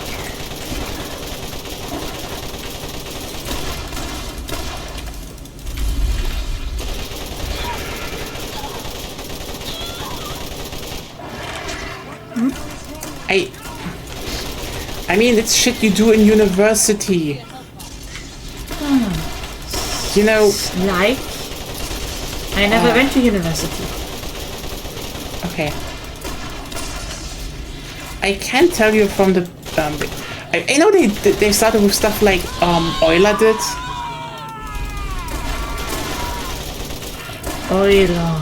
Euler is Not probability mostly. yeah. You know, and they were like, oh yeah, this is for children like, you know, 4th to 5th grade. What are you talking? Probability math is not 4th or 5th grade. What? Which country are we talking about? Japan? I think it depends on the exact kind of probability math, but yes. Yeah, it's just I am just amazed to think about the fact that this is just yeah. Again, it's just a funny thing to remember that this happened, but those exist. They just are not a thing anymore, I would say. But Well, you're not in a position where your parents buy you educational games, right? yeah, they kind of stopped that when, you know, I mean, here's the thing. My parents bought me and my sister these educational games. They kind of expected both of us to do that. And my sister had way better grades than I. And even she didn't touch them. And I asked her, you know, did you solve it? And she was like, no. And I do not care. Those were her words. I do not care for this bullshit. You know, translated. She didn't say it in English, but she literally was like, I do not care for this bullshit. Just, I feel you. What? When you run, it doesn't work. Okay. Weird. Anyway. Bugs. Yeah.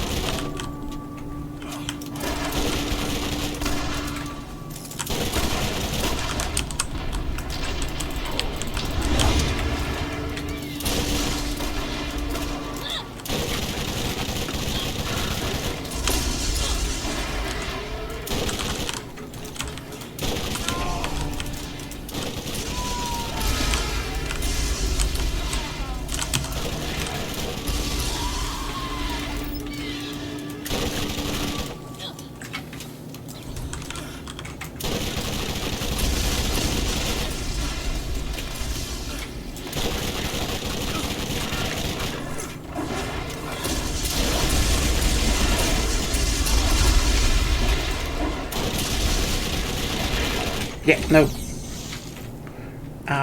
Need to redo that. I buy new grenades. Yeah. Oh well. But yeah,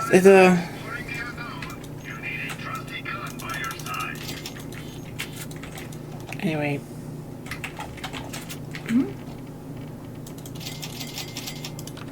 I don't know what to say. It's just, now we ran out of topics, actually.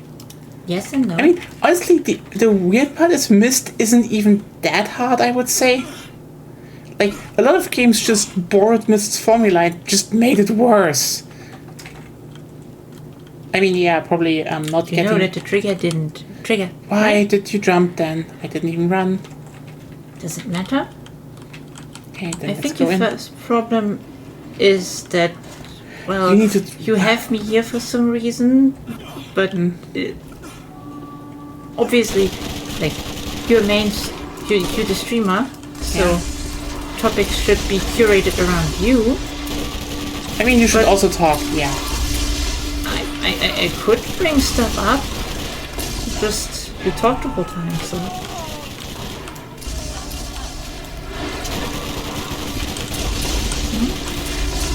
I am not hearing you, so let's hear Also the thing. Like, I'm hearing you perfectly. I don't know how hard you turned it down.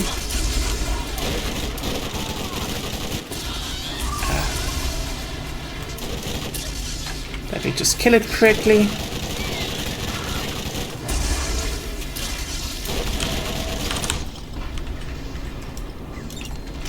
Oh, there we go.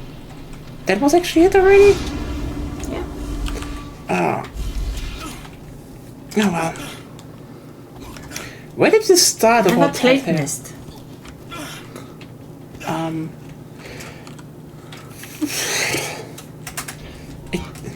It's kind of weird, you know. Myst is like one of those games that they... How many remakes does it have? 10 at this point? Is this in any way, shape, or No, form it's just- an answer? No. Myst Or is like just... an actual conversation? Basically, Myst is just a game where they kind of want you to just write shit down and... I like games where I write shit down generally. Yeah, it's like... I don't think that's like... It's just, you know, some puzzles are like, oh, hey, you need to make some leaps of logic, and they're like... Usually it's more like, oh, hey, we have one thing here, and then, you know, the next thing is No, I very don't far know. apart. I don't know. You know what? I'm actually just talking about how it's structured and... Yeah, in a way that makes no sense to me, so no conversation happening there. Okay. That's not how you describe a game. Okay, how should I say? The thing about it is that for topics how you're finding okay, you know what? I literally wrote I with like it. someone. I like it too. Here's the thing. First of all, we have cute girls. I like them, and I do hope, you know, they get some very tragic love story. There isn't much happening with them, and I'm burned from Wood from Mercury. Yeah. So if you have two girls front and center in the Gundam show, I'm pessimistic. Like, here's the thing. One thing I would say why I would say you could be a bit more optimistic is A, it's a good studio behind it. B, it's okay. It's a UC. It will end in tragedy somehow. Like, Yeah, I'm sorry. Someone will die. It's the UC. No one is happy there. Not even the heteros. I mean, I think the happiest one is Camille. And Camille was just a vegetable for a while. Not even, like, ironically, not even because of his own he just decided to be a vegetable. And you know what? Mood. Like, Good for him. If you witness if you witness a colony falling on Dublin, I would also just be like, nope, I just don't want to think anymore right now. Just leave this shit to the other guy. And okay, the only one that actually really came out okay is what's it called? Our double Zeta protag. Well, was he ever really in? What? Was he ever really in?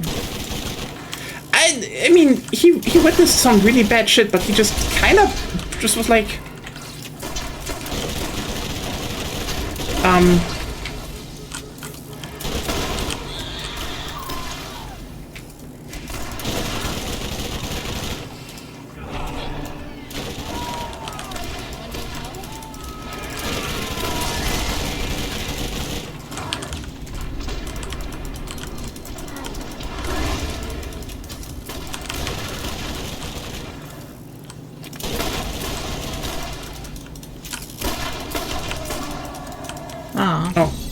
Oh wait, I'm sorry. It showed me heal, didn't, and then you were ported. Yeah. As I said, Lilith is a bit anti-synergistic because... No, that was just a bug. No, I could have revived myself, but the guy above me... Burned to death? Yeah. Okay. How was he called again? Someone with J-A. G-A. Why did I forget his name? Do we do something? I have all the enemies on me. No, especially the big one I can do nothing against. Which is your job.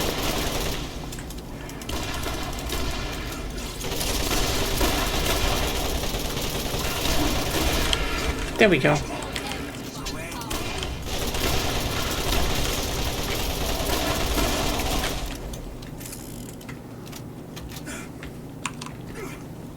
Oh well. The thing I wanted to say is, it's probably just gonna be like it's not gonna turn out nice. So I mean, but this is less, you know, about it's just gonna be doomed because it's the fucking UC. Everything is going to shit at some point in the UC, or maybe not. Who knows? I mean, my crackpot headcanon is that Machu is like the child of Char and Amuro from another timeline. And if you're like, what the fuck are you talking about? Like, sorry, her name is Machu. It's like almost Chamuro if you switch up the letters. Machu Picchu. What? Machu Picchu. What? Machu Picchu. Machu Picchu. Oh god. That's reaching. Yes, I know, Claire. It is reaching. But, like, no one has an idea what is going on. So, you know what? It's the perfect time to make crackpot theories. Crackpot theories are funny. By the way, has someone ever made Machu Picchu yet? I should probably do that after the stream.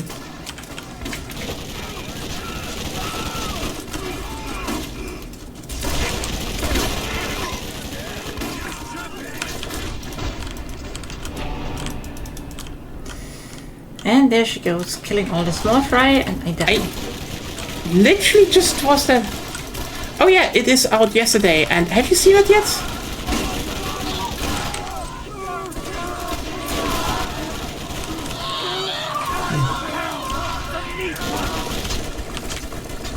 Ah, yes. Do you know how much I went? Like, I went ballistic seeing that. Like, it's just like, yes. Yes. Like, I'm sorry. It is, I want a whole fucking show with that. Like, oh, do we really need it? I'm sorry, what are you talking about? Do you not want to have, do you not want to have a whole series about how Char, the little shit, like everyone's favorite little shit, just does the whole 1 year war on his own? You don't want that? The plan and betrayal was picture. Yes. I think the interesting part about it is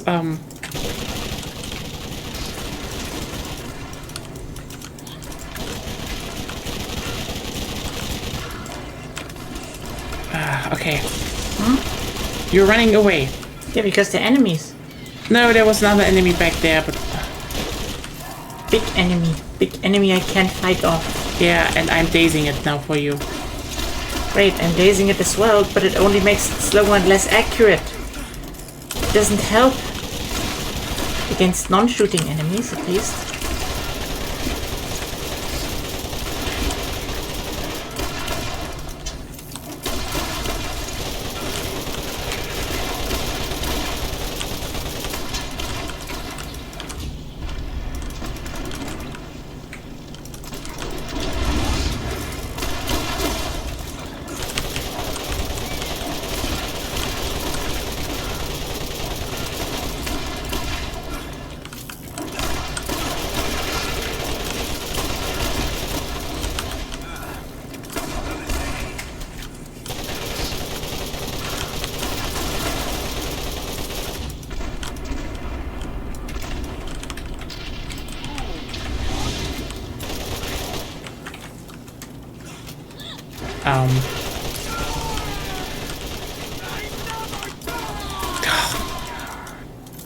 They were kinda dead. Yeah, like, what did you do down there? Down there? Yeah. I don't know what you mean with down there. It was the boss. Yes? Didn't see it, that you fight it. Oh well, delay probably. Anyway, Partially. it's probably also just dead in a second. If I saw the Tears of Time. He did? I don't know if that was in the episode, but like... Oh, I need ammunition.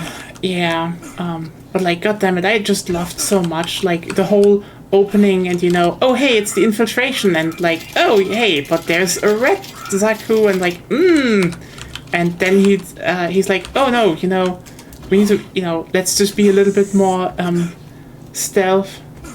I still have to say... I don't think so. In the TV, it's just he vanished, with Solomon, and then, you know, how's it called? Charabul is like, yeah, I'm still looking for him, and that's how the episode ends. I think. Whoops, I guess they cut something. But yeah, basically, yeah, it was so cool to see that, and like, also just, look, how he steals the Gundam. It's just basically a one-to-one recreation of the first episode of Gundam. And then you also have shit like, but then you have shit like, oh wait, here's a revolver. I have a problem.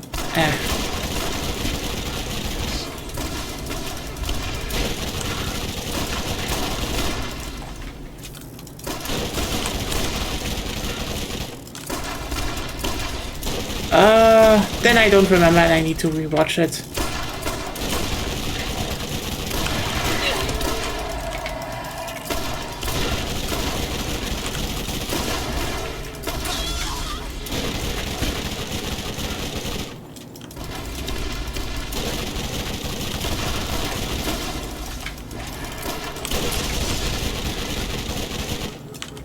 Can't really dodge the AoEs.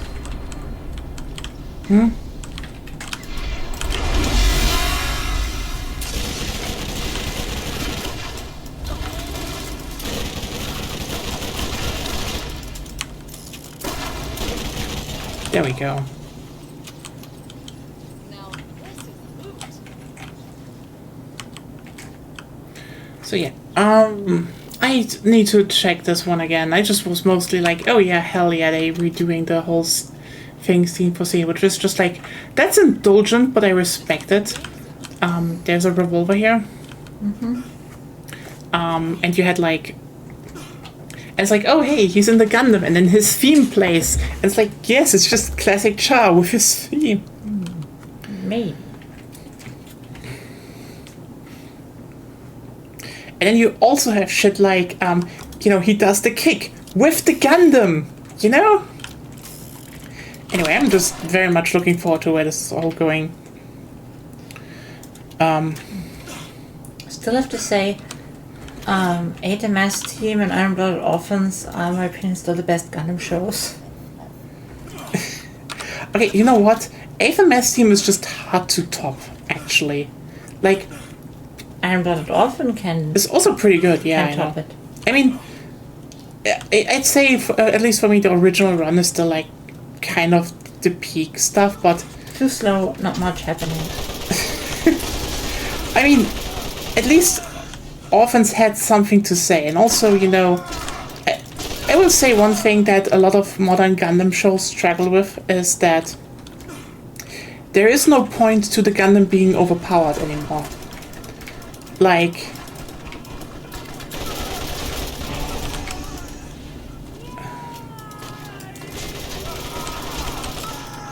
in the original show, it was a play on the, you know, general idea of, you know, up to that point, you know, the superhero robot that, you know, they're just that strong and defeat everything, but reworked into the context of the unrelenting war machine. That was good. And in Zeta, and I think the interesting part is that in Zeta and how's it called? In Zeta and Double Zeta, like, the Gundams are a fucking arms race. Like, keep in mind, the Mark II and the Zeta Gundam, they stick around until the end of Double Zeta. But, like, every time, like, the Zeta comes in the middle of the show. The Mark II isn't even, it's like, oh yeah, they're kind of the top of the line ones, but also not really, and not for that long, and then other shit happens. It's just pretty great.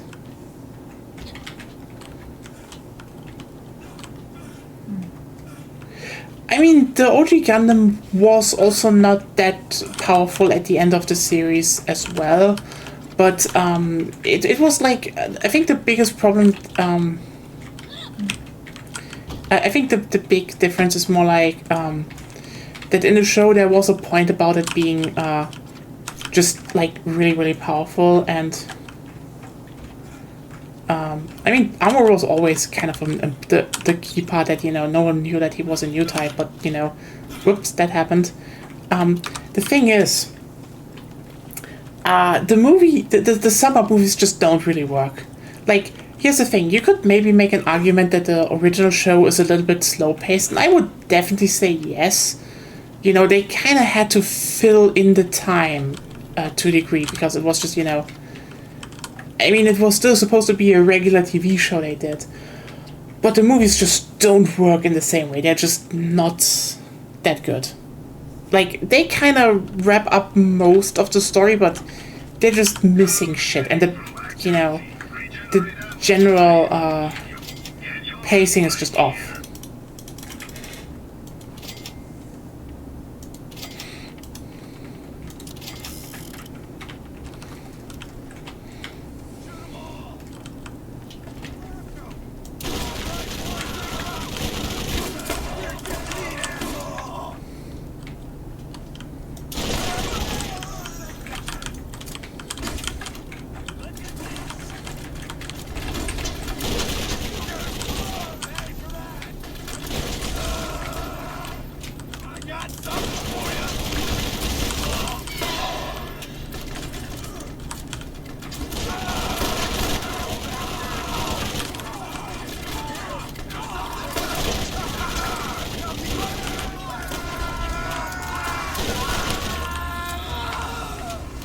You know what's also really nice about the second playthrough? My skill, one of my skills gives us more XP on kills, and since we're playing second playthrough, everything is giving more XP. So killing is actually more profitable. And the means of communication. Killing is just a means of communication. People flip their shit over that, and it's like, I'm just saying it. There are too many people that do not know anything about how media works in any form. It's just, it's mentioned, that means endorsement.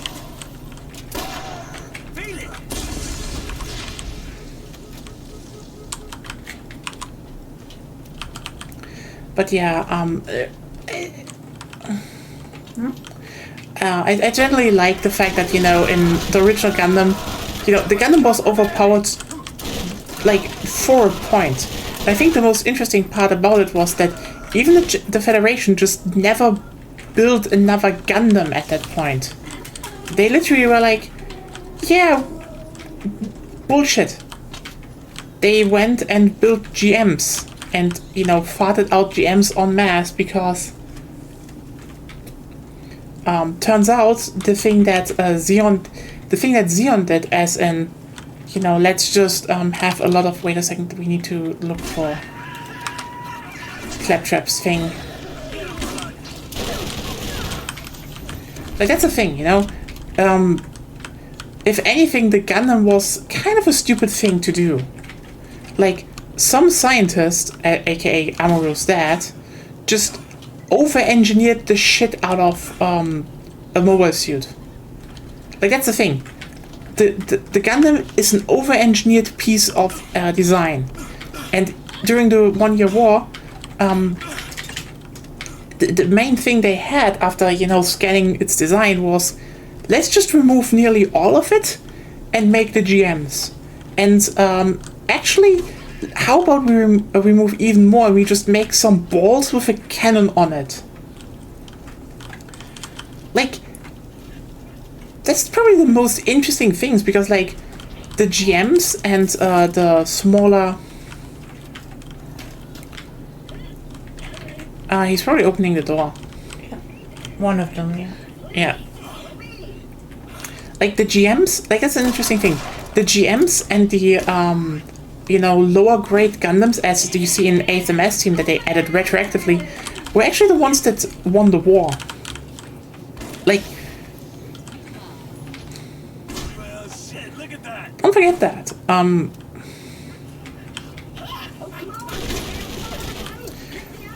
I like the GM cannons from G-Crooks. Have I seen that? I need to check, because again, I don't know. Probably comes later. Wasn't the movies the first 3 episodes or something?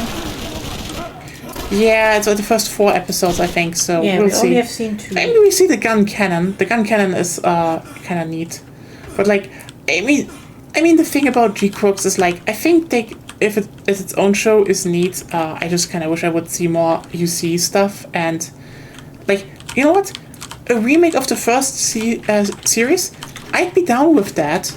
I think they maybe should do that for the 50th anniversary. 2 things though. 50th. First of all, 50th anniversary. First of all, though, S is still wrong. I would. Okay. Yeah, 50th is 50. What are you talking? I'm pretty sure the S is silent. 50th anniversary is right. Okay. Maybe that's the American versus English. Oh yeah, that's actually neat detail that they have that. But like, the thing is what I would say, if they do that, I think they can definitely trim a bit of fat here and there, because like some episodes were like, I think some stuff is more like, oh yeah, we need to have a villain of the week episode here and there, and you can definitely slot some things together. What I would say though is, you better not fucking remove those 8 episodes with Rambaral, or we riot. We want Grandpa arc. Okay? Grandpa arc, hell yes. By the way, Rambaral is probably not dead.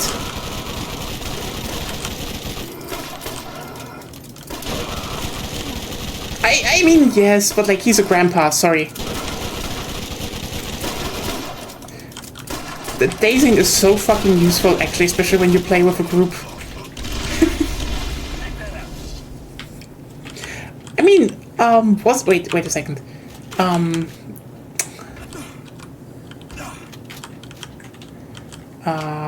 Do you need a pistol? Technically need one, but that thing is worse than... Oh, let's see. Was Rambaral that old?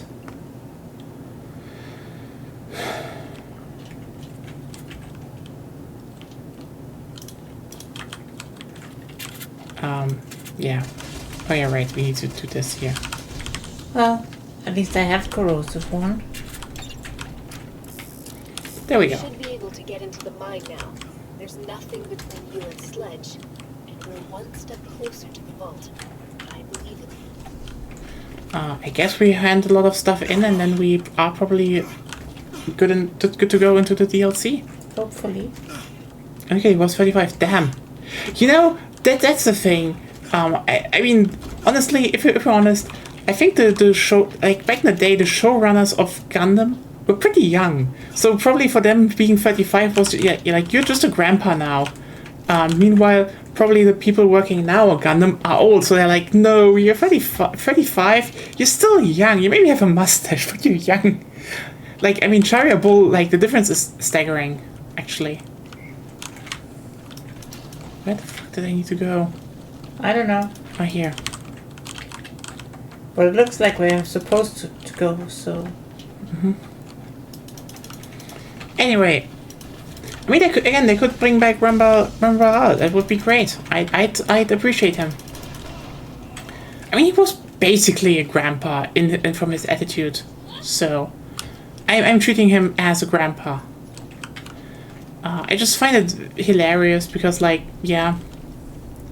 It's just, he showed up for, like, yeah, I think the funniest part about him is just, he shows up for, like, a few, like, for, like, 8 episodes, and everyone's like, well, he's an enemy, and everyone, and, like, yeah, it's like, but he kind of helps Umbro get over his whole PTSD and depression, like, yeah, he's just kind of nice, yeah. Okay, we're all sad now because he's dead, and, like, yeah. That's just the story of him. I'm not even kidding. That's just how it goes. It's just, he just shows up. It's nice. Everyone likes him. He dies. I swear that if they ever remade it, never. Don't remove that. But also like, if you remake the show, and I would say that, you know, character designs and stuff, they kind of nailed that in this remake episode.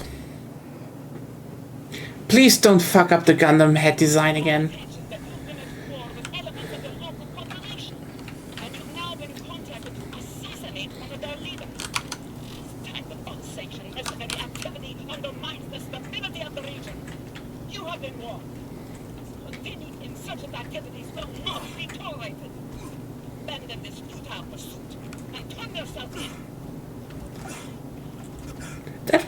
That was a Lilith design reject.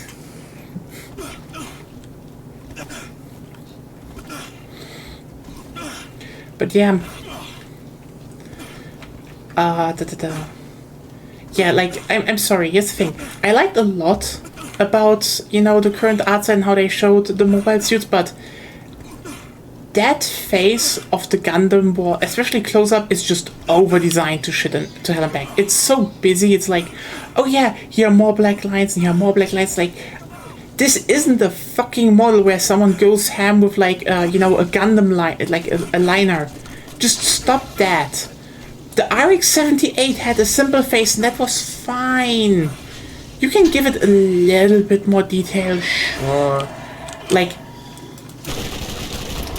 for example, I do like some of the updates that, well, fucking 8th MS Team did. But 8th MS Team is still simple.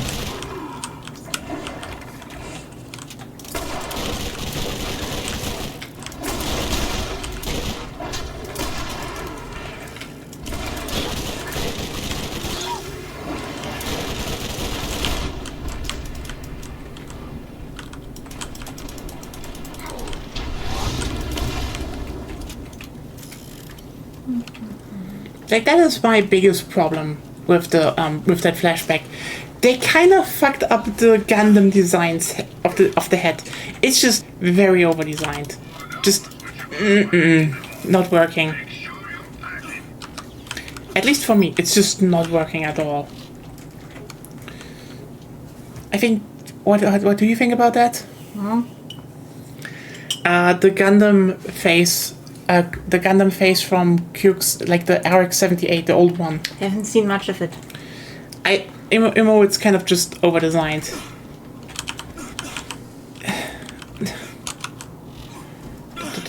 Wait a second.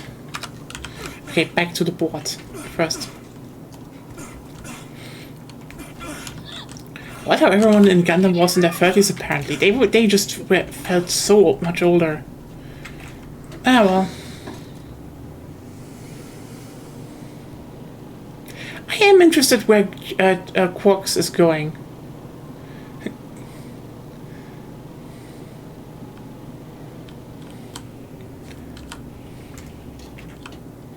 I mean, you know what, fair. I guess everyone just looked older because they were smoking constantly. Okay, actually, no one smoked in Gundam. Did anyone in Gundam even smoke? Don't think so. Don't forget to check out Marcus' store.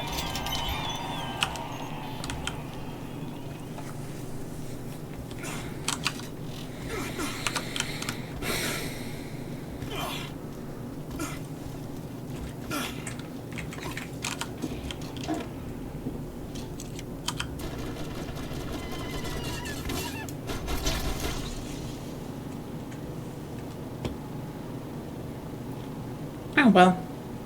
Yeah, I'm actually very much... I love it. I loved it. And, like, it's so funny that they did the, you know, mid-episode sting twice just because they wanted to replicate more mid-episode stings. And it's a Cha one. It's like, Cha! Like, yes! Give me more of that. Sorry that I got loud of it. Like, it's just... This was just me. It's like, Cha fights the Gundam. Like, ah! My little red shit found the Gundam. And, like, he does the kick with the Gundam. And then he's just... You know, it's just Cha. He's just doing the Cha things. And, like, I'm like, yes, do the Cha things. Everything you've faced up until now has been simple. You're about to face a real challenge in Sludge. Nope. Do not underestimate.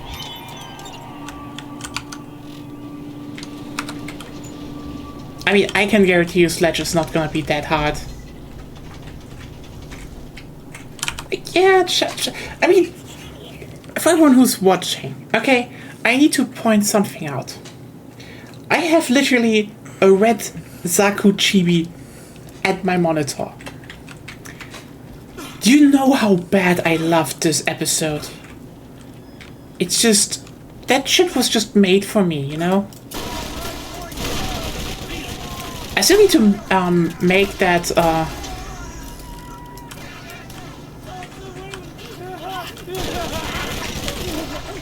high-grade Zaku too, but we'll see. I kind of want to finish up my set first. My setup, and then maybe get back to doing a little bit of Gunpla.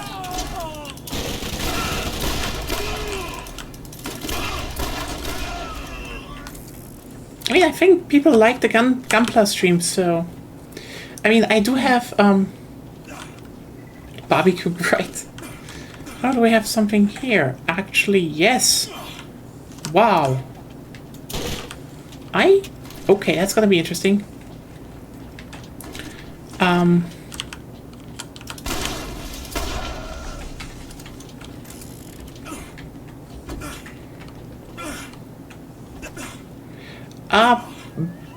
Probably or not. Who knows?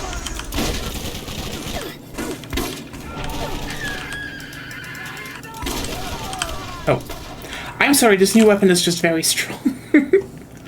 It fires 4 bullets at once. Playing around.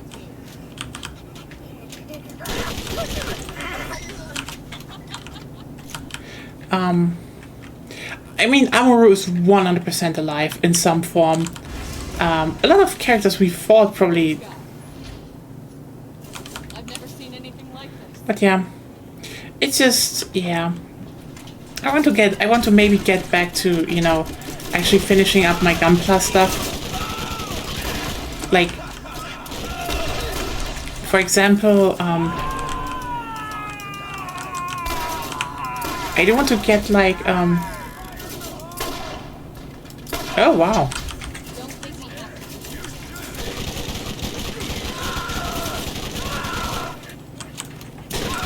I mean, I don't... for me, it's less, you know, new stuff to build. Like, I have basically 2 things I do want, you know. First one is... I want some action stands because I want to actually, you know, pose my current high-grade ones. If I'm not going to shelve them because... you know, I probably will shelve Lifrit and Ariel. It's like, they're nice, but like, I don't know. Barbatos will stay, though. Barbatos is amazing. Especially when you pose Barbatos. But yeah, current plan is I do have, oh, hi. I do have another chibi RX-78 actually. So when my setup is done, I do want to build that. And I do want to have a high-grade RX-78 so I can put, you know, the chibi ones and then the high-grade ones there. Because, you know, I can't only have Cha's Zaku. I need his boyfriend's mobile suit. That's just there. And, so there's one thing I got informed about. And here's the thing, despite my dislike for Seed as a series, the Zaku designs are great. And they're great as chibis.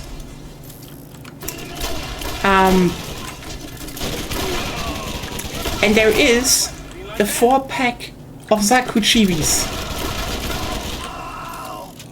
I am weak, I tell you. You're out of money. I am out of money, yes, but we can maybe arrange $30. But I will wait at least until next month. I don't want to get it this month and such. Good. It's just what? Good. Yeah. I'm reasonable still. It's just. Are you? It's just small. Yeah. I heard that a lot of times. I saw a bunch of RX-78 Gunpla models, and like I would also agree with the fact that the one from the Origin is probably the best. So might as well just slap that onto the shelf then if I want to have an RX-78 one. I mean, hell, I'm not going to get a perfect grade one. You can get one someday. Hey, you know what? Now that I think about it, if I told my parents, hey, this looks great, I would probably get one for my birthday.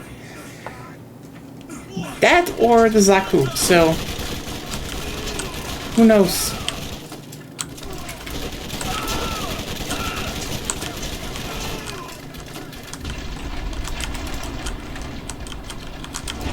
Yeah, money is not really the problem here. It's more like I'm not looking to buying all of them at once. So this is more often, maybe one month I get that, and like 3 months later the other one. I am not in a rush to fill out a Gunpla collection. Yes. Your What? reasonableness is also not called in question because of the Gunpla collection, because of other things that shall not be named. Good that you don't name the other things. But yeah, I mean, I would love to have a perfect grade Gunpla model. That's just, I mean, who wouldn't? That would be a thing that would probably be like, hey, time to stream building a perfect grade Gunpla. But yeah, Maybe even several streams. maybe even that. It will probably take several streams. Yeah.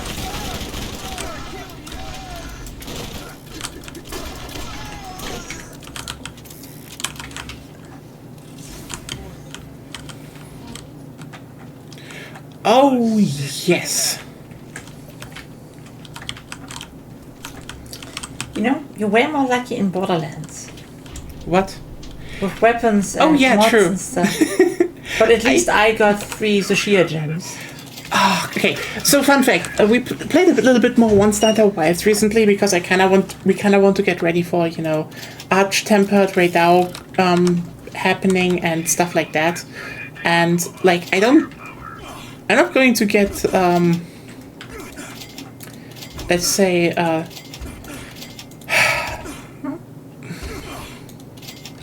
like, the thing is, I just basically needed the weapon. You cannot use this item. Okay, I can't use You probably don't... it's probably not an artifact of the level. Oh, yeah. It's, That means selling it. Yep.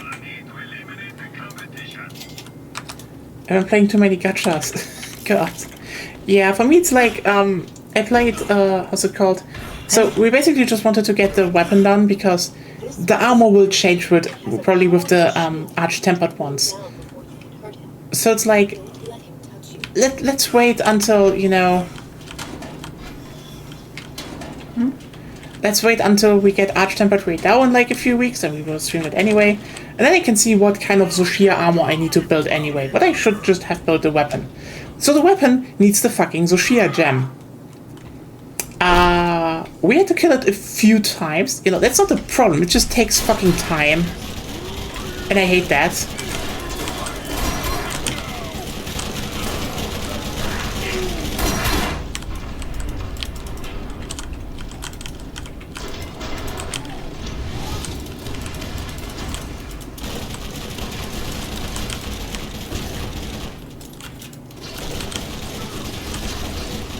I get why Sledge is supposed to be a problem, but lol, LMAO. Honestly, thanks to the days thing, we could probably even start doing the Underdome. How the fuck did that... Okay. I bet you would like to know what that is. The vault is real. What you are holding is the key that opens it. One part of it, anyway.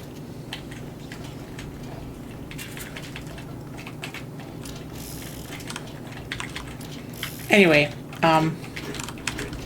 so yeah, what happened is like Igonia got a gem, and then later she was like, oh yeah, let's just carve the tail, carved it twice from the fucking tail.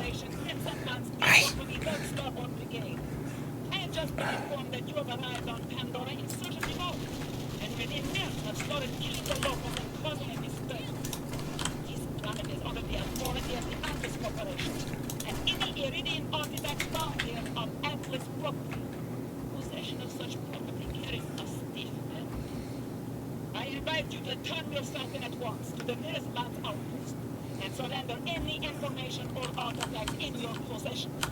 Consider this an orderly work. And then she doesn't do a lot of things, the Lilith reject. Steel is kind of underused. I wish, you know, they would do some more with her in like another game, but I mean, she's dead.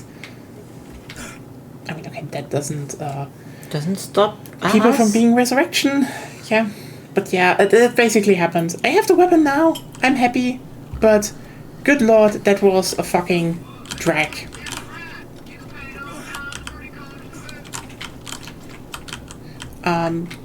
I mean, I hope at least that Archtemplar Riddell might be a little bit more interesting, but from what we could see from people spawning it in, it's slightly faster. Slightly faster and the new AoE attack, and well, I guess that's just the rest is probably going up to health and damage scaling then.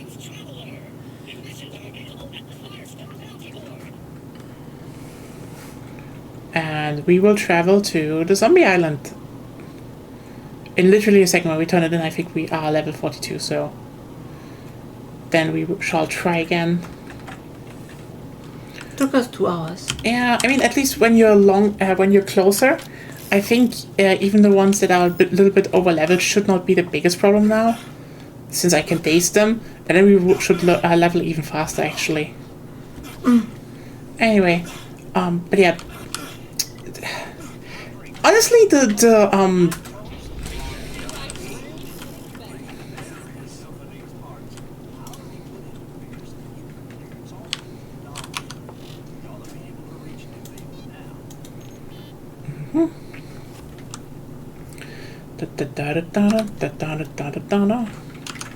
I mean, one of the most interesting things here is that Jacob's Cove. Let's go. I mean, one of the interesting things is that I don't need to get past the intro of Wilds. If I'm playing, oh, that's what I overlooked your writing there. Oh, we're playing our own gacha. But a gacha that's for free.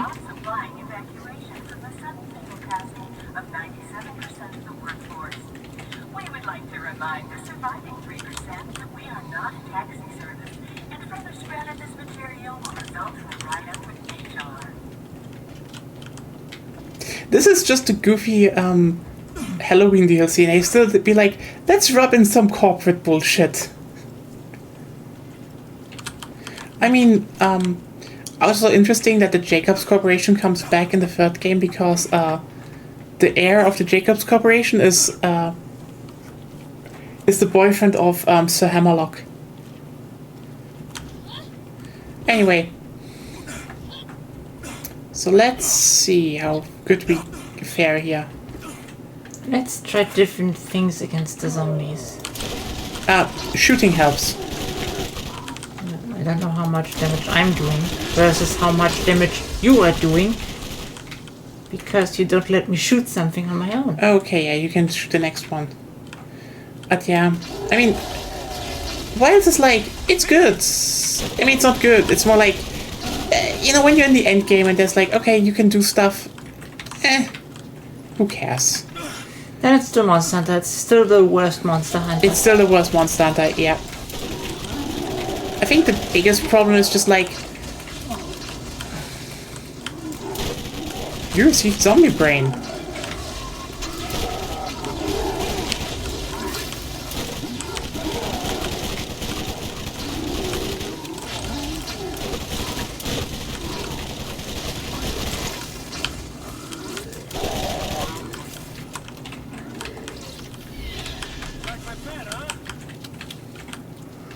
I think the toxic weapon was kind of nice against them. Ah, neat. Thought fire would work better, but yeah. I don't have fire. I think the biggest part about just Wilds is that people actually data mined the first update and it just confirmed like everything I've been saying. Like all of the so the three main, like from title update 1, 2, and 3, the monsters that will be added were literally scrapped from the main game. They're not new. Because turns out that Dracus, Mizu, and the Regios armor, spoiler, it's gonna be the Regios, Probably. very likely, were already in the base game. They just didn't fully add the monsters. Whoops. And like they even found data of, hey, this is when the armor was supposed to happen, so yeah.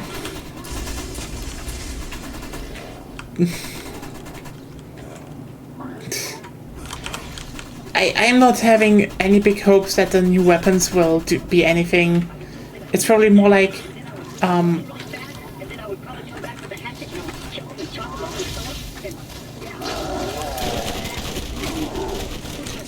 I mean, they were intended for the main game, not really, you know.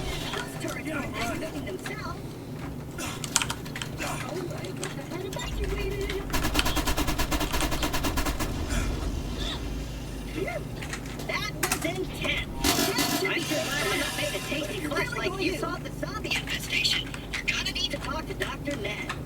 He's been trying to fix the problem, and I'm sure he could use a hand. You'll find him at his office down on the docks. I'll open the waterfront gate so you can be on your way. Let's go. Living family members is purely coincidental, and any messaging to the contrary will be met with swift litigation.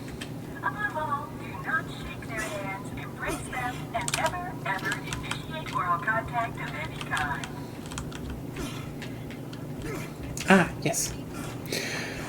But yeah, I mean the one I'm thinking that might have something with might have better armor and weapons. Jacobs, go. Good luck. That's gonna be the siege, because there's a siege coming, probably at the end of the year.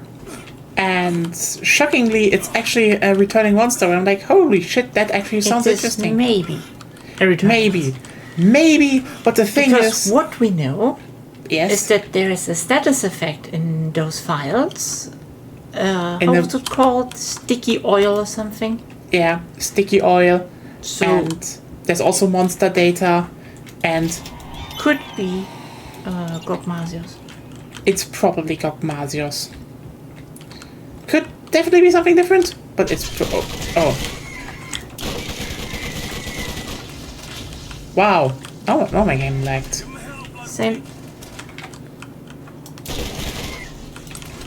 Fearless Zombie Killer. New missions are available at the Jacobs Code bounty board. Let's get them first. But yeah, Gogmasios seems to be coming back, and that would be actually kind of cool. Like, for some reason that one was not in GU, and generally I think it, from what I know, it's kind of a good siege fight actually. GU was on the Switch. That's the first problem. I mean, it was also on the 3DS. Same problem still. Why? Weak. Huh? They are weak. I don't get... I pooped right where you're Make your generations ultimate on the PlayStation or just on PC. I don't care. Ready, dead flesh. Yeah, fair. Explosive guns won't do deadly to a They could have put him on all the platforms and give some stuff, but some crossplay, but no.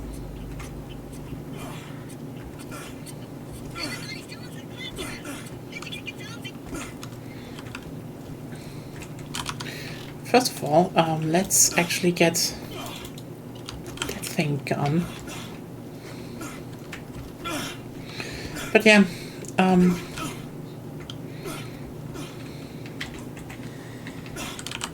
But we're playing our own gacha. I didn't. you mean Ragnarok Online? Yes. It's oh yeah, the grind just never ends with Ragnarok Online.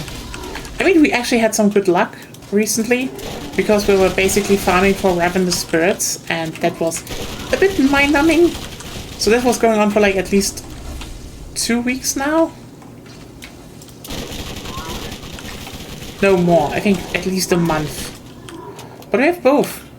So now we only need to do mind-numbing grinds for pets.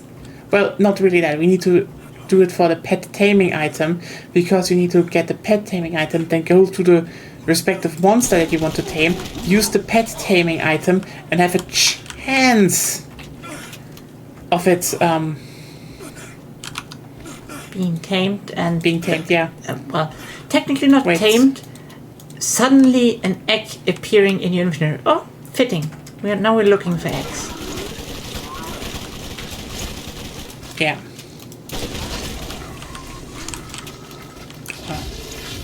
But I mean, Ragnarok Online. It's one of those games you either love or hate it.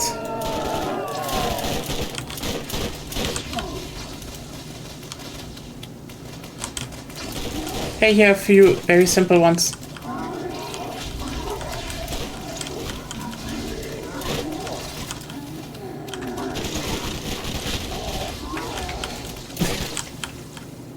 I mean, frankly, I get you. It's one of those games, like, again, you either love or hate it, and I think... Depends also which version. Oh yeah, like, I'd There's say... a pretty big divide between playing, you know, classic and playing, renewal. I did read the Ragnarok manhwa though. nice. I mean, nice. It even has some... I mean, that's what it's based on, actually, but yeah. I mean, the thing is, I'd say, you know, Ragnarok Online, like classic Ragnarok Online, that's the one you're looking for. Like, renewal is just not good. But also, you need to look out nowadays what kind of, you know, private server you're on, because like the one we are on right now is actually one where they're like, we're doing the classic Ragnarok Online, but we also kind of want to rework a bunch of stuff, because it just has problems, and they have some interesting ideas for, like, okay, how do we redo some of the skills that character classes have, and what are we supposed to do here, actually?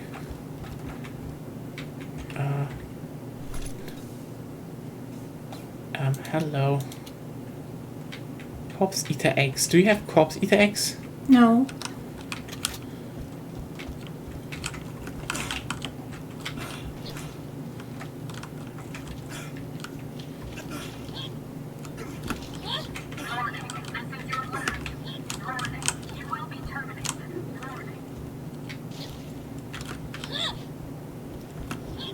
Okay.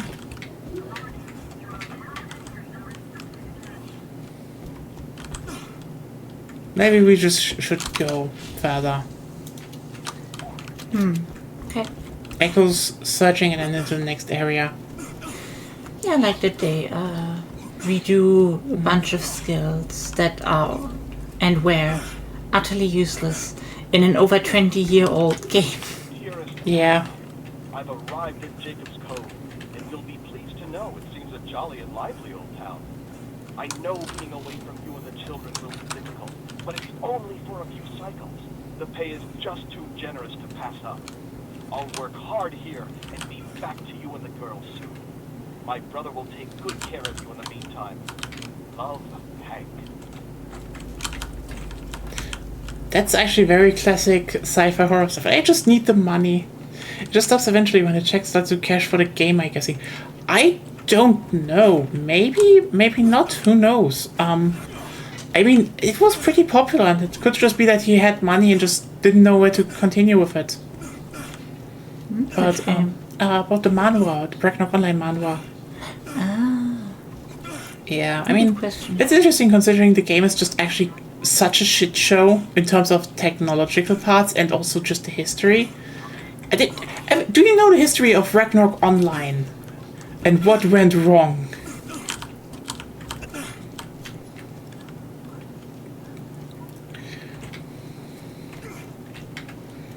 Okay, so basically, small Korean studio that basically only did like an RPG before that on the same engine, by the way, goes and is like, okay, we really like Ragnarok Online. We have an engine. Ragnarok. What? They can't like Ragnarok Online because it doesn't exist yet. They like Ragnarok. They want to make an MMO out of it. Anna, the work here is tough, but honest. Oh, and the trees, Anna. The trees are amazing. You wouldn't believe your eyes. I've never seen anything like them.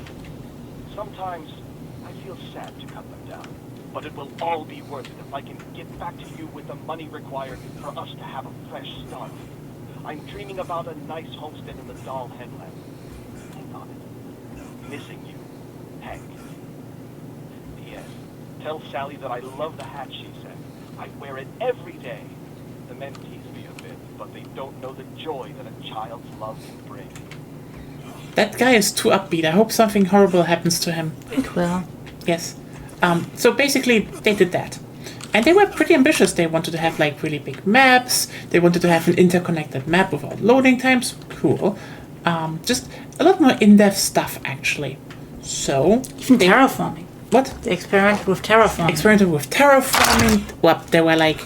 I think actual... The guild buildings were a bit more in-depth. There was like a karma system planned. A lot of stuff. So what happened is... They had this in beta, and people really liked it. Oh, corpse eater egg.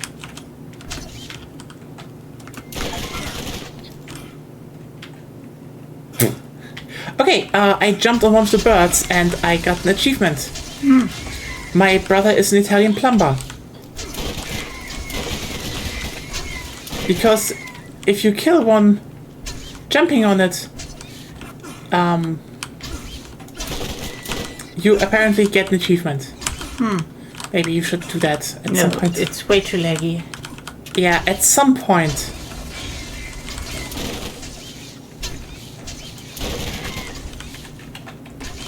Anyway.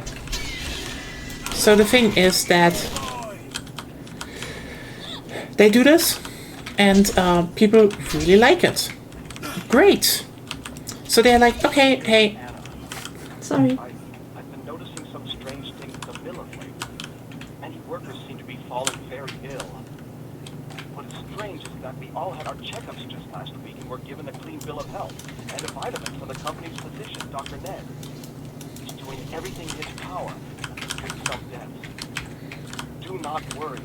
I will, as always, be careful. I'll send an again soon. All my love. So, Ah, yeah. they had a widely successful beta. Okay, widely successful beta. What happens? He basically they basically say, okay, we want to launch this game then and there, and it's gonna have a subscription that costs this and this much. So people get angry that they need to pay for an MMO. No, really, they were angry because they were like, oh, we were just playing the beta just fine. Can't you just run it like that? And they like, no, we want to make money. You know, because you keep in mind, Pay for the server, maybe. you know, pay for the servers. They want to, you know, make, subsidiaries because their plan was to have different offices in all regions, so they could themselves control the licensing of the games in every region.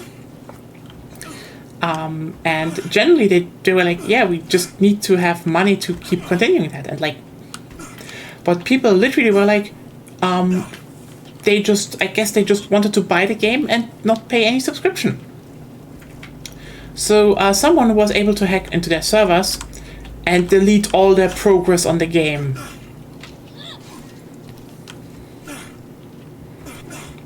They did that in revenge to the idea that the devs would demand money for the game. Anna, things have gone from bad to worse. There's been rumors of people seeing the dead walk. At first, these tales were laughed off at the saloons, but now people talk in the hospitals of the truth. They say that those who come in contact with the dead are always the first to be ill and are, as such, first to seek the help of Dr. Ned. The doctor assures me that he's making progress on a cure. I, for one, believe him, and it is only 3 more weeks till we are reunited. Kiss the girls for me. Love, Hank. Yeah, they one guy hacked into it and deleted the game. Basically, what happened is that they had this thing. The thing is because they were actually like a small indie company.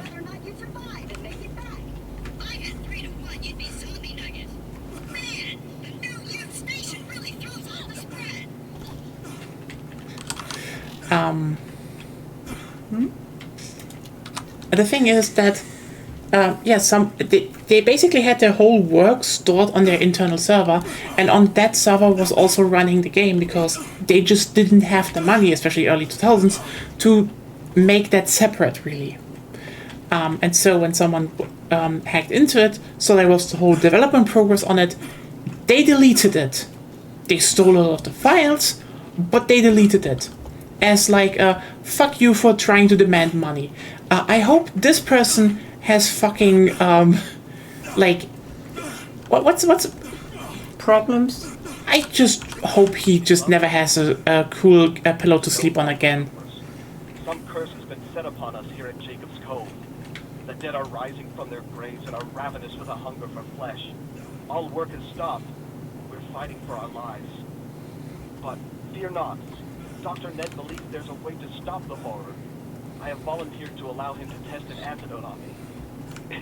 It's the skags, my dear. The filthy skags will be our salvation. The doctor says they're immune to the ailment. I'm presently on my way to get this treatment at the hospital outside of town. I know it will be a success, and we will be together again shortly. Pray for me. Hank. He's the final boss, isn't it? Anyway, Don't forget to check out Marcus's We were betting on whether or not you'd survive and make it back. I had 3 to 1 you'd be zombie nuggets. Man, no use thinking. Shut up, Claptrap. shut up. But yeah, they did that. So basically what happened is that the devs now stood in front of a problem. They had no more money, they only had basically beta stuff lying around, and they kind of had to finish a game. So they had to do a thing that would inevitably lead to the shit show that it is today. They had to sell to Samsung. So congratulations, whoever deleted all the files. You fucker just made it worse. Again, I hope you have hemorrhoids that will never cease to exist. I truly hope you do not have a nice life. I do hope. This is one of the few people I hope that will be doxxed and just never gets to sleep again. Because fuck you. What the fuck was that? Anyway, the devs Stealing the then... files, What? fine, but Yeah, rest- stealing? Fine. Deleting it to be like, haha, I showed those devs for wanting money. Are you stupid? Are you genuinely this fucking stupid? Anyway, what basically happened is that due to the few files they actually stole, it just so happened that emulation was actually able to, be developed. So this is why we have so many fan servers and private servers, and that do a lot of unique shit because we had a bunch of details. Yeah, I do hope that will happen. I do hope he has hemorrhoids until the end of time. I do hope he will not sit comfortably at all.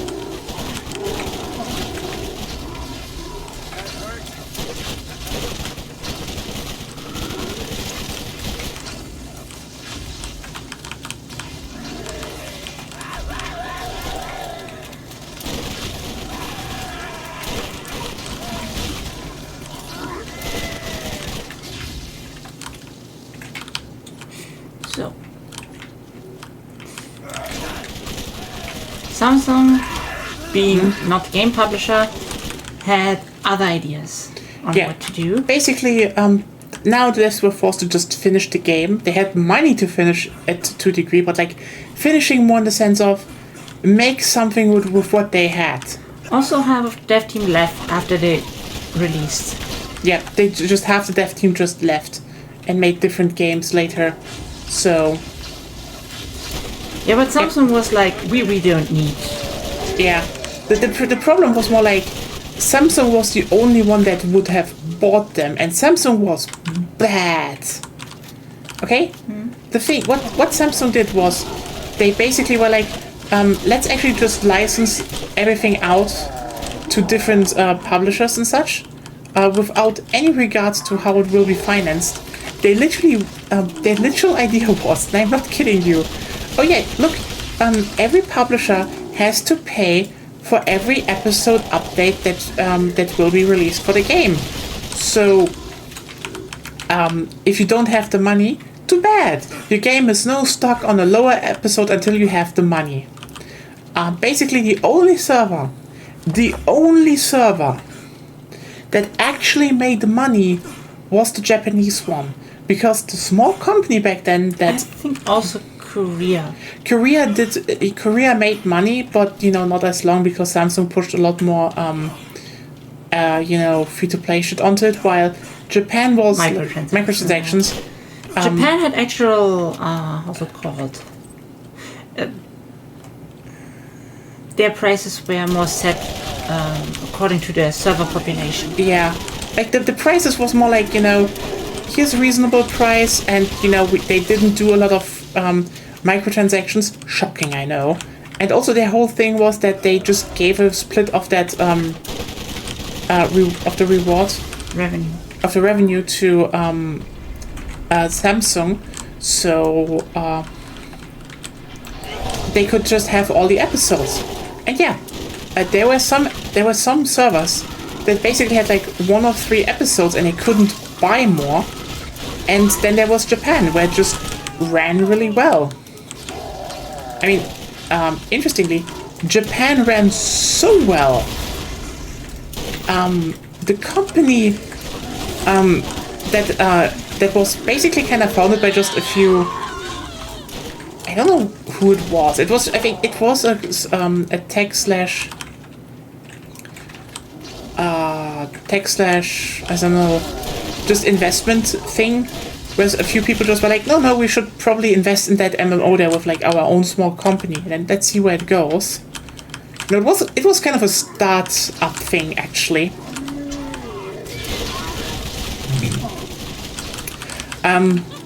So that company, you may know it. It's called Gung Ho Entertainment. Yeah, the way they ran Ragnarok Online made them so much money in Japan. Made them so much money, they were actually able to buy up Ragnarok Online and a bunch of other devs, actually. Just wildest turn of events if you think about it. That and since that happened, from what I heard, yeah, I know. It's an interesting storyline because Gung Ho, right? But yeah, they basically only got big because of Ragnarok Online. Then they bought Ragnarok Online from, I think, Samsung or so. And afterwards, from what I heard from people, it actually got better. Like, not in the sense that, they couldn't fix everything, but like the devs were at least allowed to do shit again. Still, turnover rate was high. Lots of people. Oh yeah, like left. Someone in Indonesia, I think, was killed over a Golden Thief Pack card. Oh yeah, that happened. There and also in Brazil, to finance the new episodes, they started auctioning rare items for real money. Because this game was popular. Yeah, it was the MMO shortly before World of Warcraft came around. Yeah, like it was mismanaged. Don't get me wrong. This was definitely part of its downfall, but like there's a you go to like Southeast Asia, or you know, or especially Latin and South America, people love Ragnarok Online there. Like, I've met some people from South America. Like when I started posting about Ragnarok Online, they were like, "Holy shit, you know Ragnarok Online?" It's like, yeah. It was kind of a big deal there. But yeah, I think the big problem was just, you know, how Samsung managed everything, and, you know, mismanaged everything, and, you know, that just piled up to the fact that it's just died. And, I mean, then you also had other problems, like, for example, how's it called?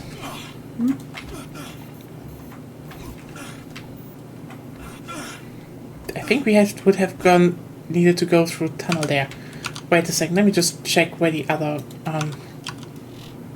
one is. It's okay around here. So we should probably do that first.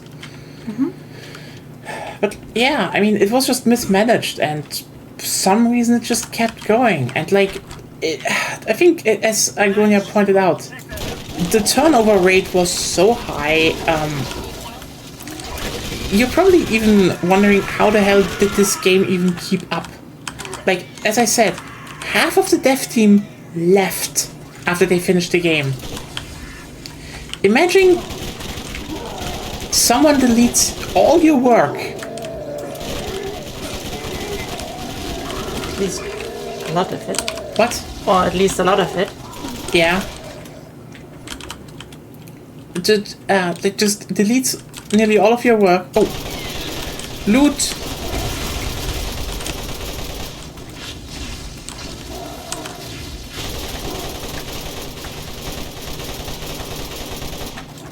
And then you get bought up by a shitty publisher, and then half your dev team left, and then like 1 or 2 years later, the other half leaves. Because that's the thing. Ragnarok Online was just a monster of weird different teams that just worked on it all the time. Seems to be a good shotgun. I have a better one. Oh, well, I could try it at least. Like, that's the thing. They just kind of kept working on it, but also it was just a shit show.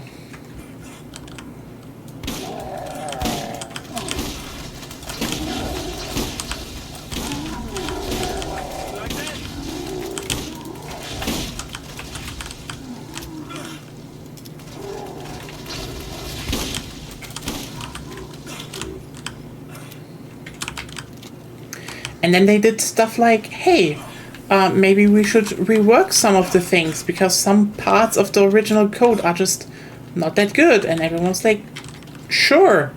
And then the rework... The defense calculation had problems. Yeah, because, you know, the defense system was basically every point was just 1% damage mitigation. You can see how that might spiral out of control really, really fast. After like 10 years.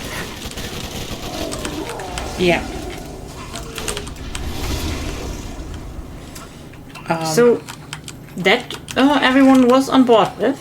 The problem is just then they also did stuff like, oh yeah, you know, one of the key features of Ragnarok Online was every monster drops a fixed amount of health.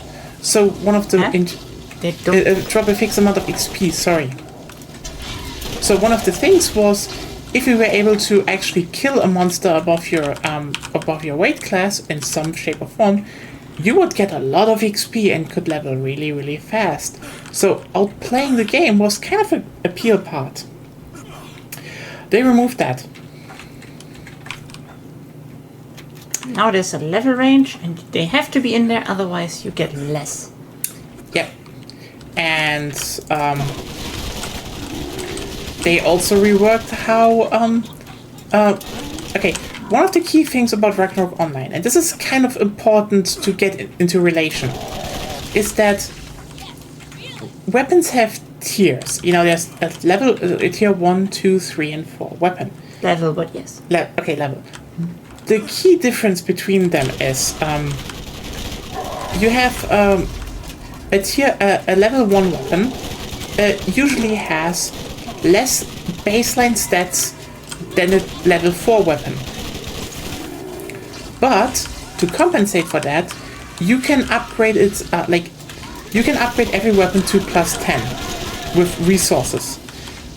Level 1 weapons need more common resources, and they have a safe limit of 7, meaning you can just upgrade them you can upgrade them to level to +7 without having any problems. Meanwhile, level 4 weapons you can only upgrade to level 4 safely. Everything above, you have a chance of it breaking. You have a chance of it breaking. Yeah, breaking. It's just a breaking. Yeah. It's gone then. Yeah, it's gone. So the thing about the endgame of Ragnarok Online was that you had also a big thing on the level 1 weapons. Level 1 weapons usually had more slots than level 4 weapons. So the idea was level 4 weapons had like none or 1 slot, but really good base stats. Meanwhile, the level 1 weapons had average base stats, but 4 slots. Slots were there for cards. Cards drop from enemies, and cards are basically just modifiers. Really strong modifiers like 20% more damage to a certain element, to a certain monster type, and so on and so forth. Which could, like, if you have enough strength, those were better than level 4 weapons. What? And if you had enough strength, those level 1 weapons with 4 cards in them were better than level 4 weapons with 1 card. So basically, you had a bunch of, the whole endgame in Classic was, some level 4 weapons or level 3 weapons. Made it all the way here alive. I'll get the lift out, but it'll probably take a bit to hand crank the bastard all the way to you. Probably want to shoot any of those skull munchers that trottle in.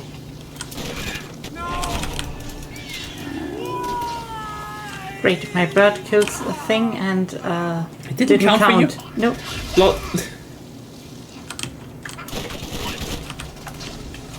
Okay. Hang on then. Going as fast as these old hands want to go. Is this Dr. Z or is it Dr. Ned? Who knows? Anyway. So, just to put it into perspective, level 1 weapons were in a lot of cases better. Like, for example, if you build stuff like dual dagger assassins. Some people just did that because they kind of like to, hyper focus on making specialized builds.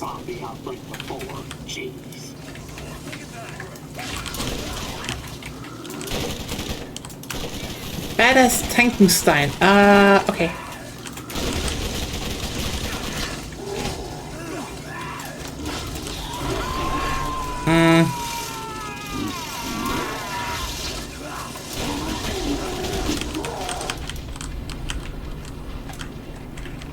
Almost. I'm getting there. Get your shirt on.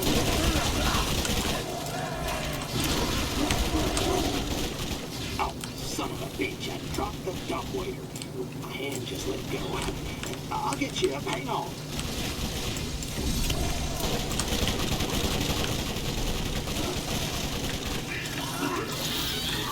Yeah.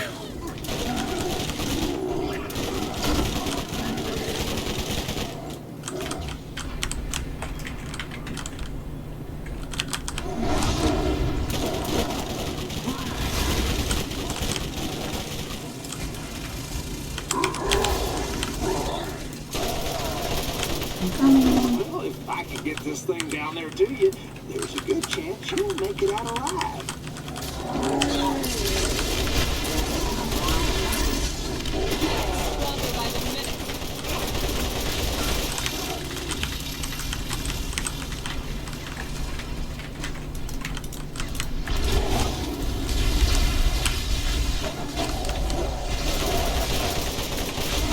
Okay, why are they healing? Don't act all fancy and waste my time. Get on the damn thing. We can go into the elevator. I'm in. You know, Did you? normally when you go in as the last person, Yeah. By the way, you could have activated it earlier. nope. You're the last person going in. You will be the person that hits the level. Okay, why did? Oh, you have an electric weapon. I shot with that thing. I am down here now. Maybe it's toxic that heals them. No, you know, I know what happened. The fucking electrical damage heals them. But I don't have electrical damage. I shouldn't face walk. Maybe. So yeah. in the end, point was I wanted to what get weapons are easy to acquire and good for endgame if you have cards which are rare. And well, level 4 weapons are good beginner weapons, especially from entry season stuff, because they have a good baseline damage. Yeah. Now with renewal, Good balance, interesting design. Interesting design, good balance. Now with renewal, they suddenly were like, so the best weapons you can get is level 4 weapons. No, the best level weapons you can get is level 1. With renewal. Yeah, with renewal, they should still look at the game how it was and then decide on something. Okay, with renewal, from what I remember, it was level 4 weapons were suddenly the way to go. Yes. And curiously,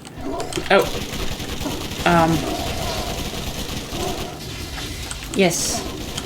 Curiously, also like percentage modifiers were weakened, the whole calculation with them. yeah. So that now baseline attack is way more important. Nice. Check that out. So you'd probably be like, why did they change that? And then you realize that with renewal, they added microtransactions that allowed you to prevent that a weapon breaks when upgrading. And suddenly, And more upgrade levels, I think plus 15. yeah, and suddenly you need the one weapon type that needs a lot of upgrades. How about that? How convenient. You know, it just goes to design and making money just goes hand in hand.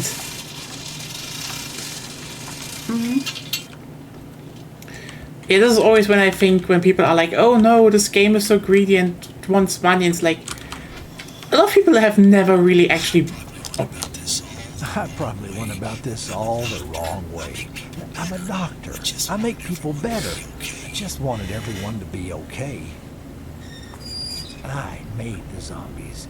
I was never as good as my totally not made up brother Zed, and we're totally different people. I need a drink. I've had Maybe. like, that's the thing. When people are coming at me like, oh, this game is so greedy and does this and that, and I'm like, you have never seen actual greed in action. Yeah, also the whole new defense calculation made every content before that a cakewalk, and Yeah. you basically didn't need armor anymore for damage mitigation. It's like, it was just a shit show, let's just be real here. Kill me, some zombie bastard. Another notch in my belt. If you want to help a decrepit old man who created an end-of-the-world epidemic, you'll have to head to the old hospital past the graveyard near Jacobs. You'll need to find a sample of an antidote I was working on. I based it on skag DNA since they don't seem to have undead tendencies. Get the sample and bring it to my claptrap in town. Almost forgot the gatekeeper of the hospital grounds was lost a long time ago, but there is a more spooky way in. Just look for the old gravestone on the beach that doesn't belong. It's probably raining. Maybe. Do you want to turn off the fan? No. Okay, let's do this one and then we can probably also end the stream. Oh well. Finally onto the DLCs, everyone. Dr. Ned is totally not scheming. Totally not Dr. Z. But yeah, I like the MMO. Yay. I mean, yeah, it's a great game. It's just I can totally, honestly, I'm kind of shocked that it took this long for some, fan servers to actually start. Oh, that's because the population of Ragnarok Online, and I have to say this, the people mostly who are still playing this, are idiots. Oh yeah, fair point. A lot of them are idiots. It's just like, you know what? If anything confirms my saying that people who can code are really not good at design or have any idea how to, work with design or what it might mean. Never seen anything like this. They're just not good at it. Oh well. Yeah. But I can see having problems getting into the game without any help. Oh yeah. I mean, I had generally my own fucking problems. Yeah, when we started. Okay, yeah, let me just, we can go around here and do the one side quest first, and then we Sure. do the main one, then we are probably, like, for example, I was just like, I didn't get it, I mean, okay, the most embarrassing shit was that I started and I wanted to become a mage. So, I played a bit and... You start as a novice? I started as a novice. I kind of make my way up. This was still on the official servers. I get to the Mage Guild in Geffen, I think.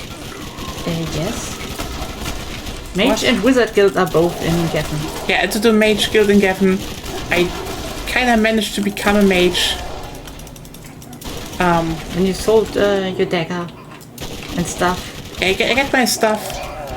And I think you say, let's meet in Aldebaran or so. And somehow I end up in the Morok Desert and fall into Antel. And die. And that was literally the end of it. I just... Yeah.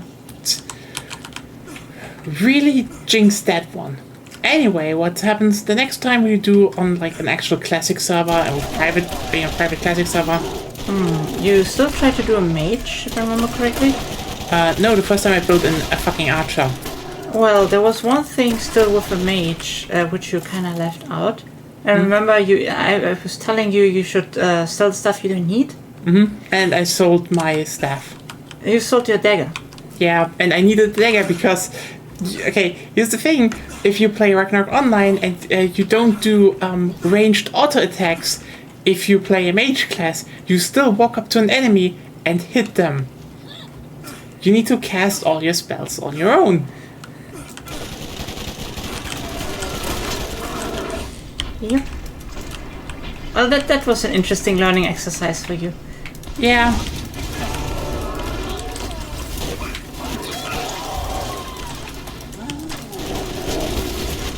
I think you are healing it somehow.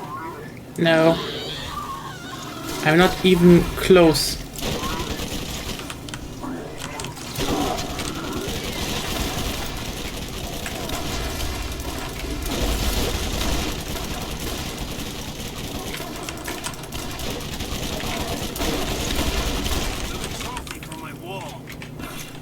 Well, yeah. But you made an archer. I make an archer and I start just playing normally, and then it just kind of clicks because suddenly I'm like, oh hey, wait, I can attack these enemies because I actually have the range, and it's like now I can attack these enemy. I can go there and level here, and like it's actually in a smooth way. And then I'm like, oh hey, wait, there is I talked to some NPCs and I found out there's a side thing to unlock where I can actually sell certain items at above, the normal NPC rate. Not above what players would give me, but Depends on the item, but yeah. For starters, I was like, hey, I'm leveling more efficient and I'm making bank on it. I felt smart, it's not, it's kind of obvious when you do it, but like it was at least a feeling of, you know, you got the feeling of, oh yeah, you understand what you're doing. That was great. I still don't know how that made the game click for you, but sure. Hey, it made it click for other people as well. Did it? Yeah, well, I mean, we showed Much, for example, and it also was, he was also like, oh yeah, right. That neat. Pumpkinhead. Pumpkinhead. At least the head is bigger. You can easier crit. Oh, wow.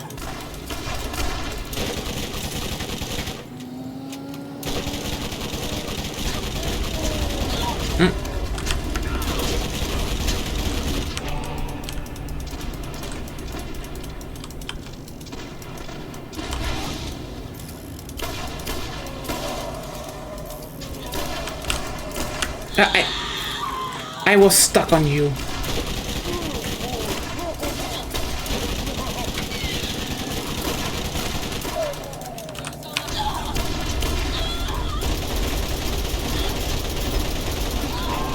Yeah, no. How much distance do I need? Probably a lot more. Also, yeah, I was stuck on you. How? I don't know. I was just not able to move from the spot. I think we should do that later. Yeah. Let's do the main mission first. I thought this was a bit easier, but no.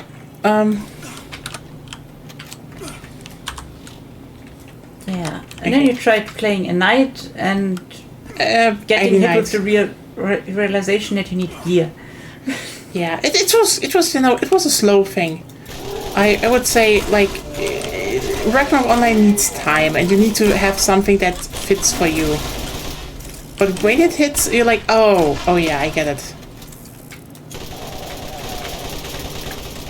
It's definitely it's also just a game where I can tell you, if you have people to play with, it is better. Period. I mean, that's technically true about all games, but yes. If you have a friendly priest up your ass, yeah, you will feel invincible. Oh yeah, like, I think this is probably the biggest difference to any MMO, because priests are so, like, here's the thing. If you're like, oh yeah, you know, healers are strong in any MMO, priestess in Ragnarok Online are fucking broken. They literally lift you up so much. Okay, shit they do. First of all, the heal in Ragnarok Online is instant. Not, Yeah. you know... The skills are, like most skills, don't even have a cast time directly, but more like an after cast delay. Yeah. Except if you like doing magical stuff. Right. So, oftentimes, no cast time, it's a point and click heal, it's really strong. Yes? Yeah. And that's it. You basically press the button. You on a level 10, healing is so strong. Like, unironically, so strong.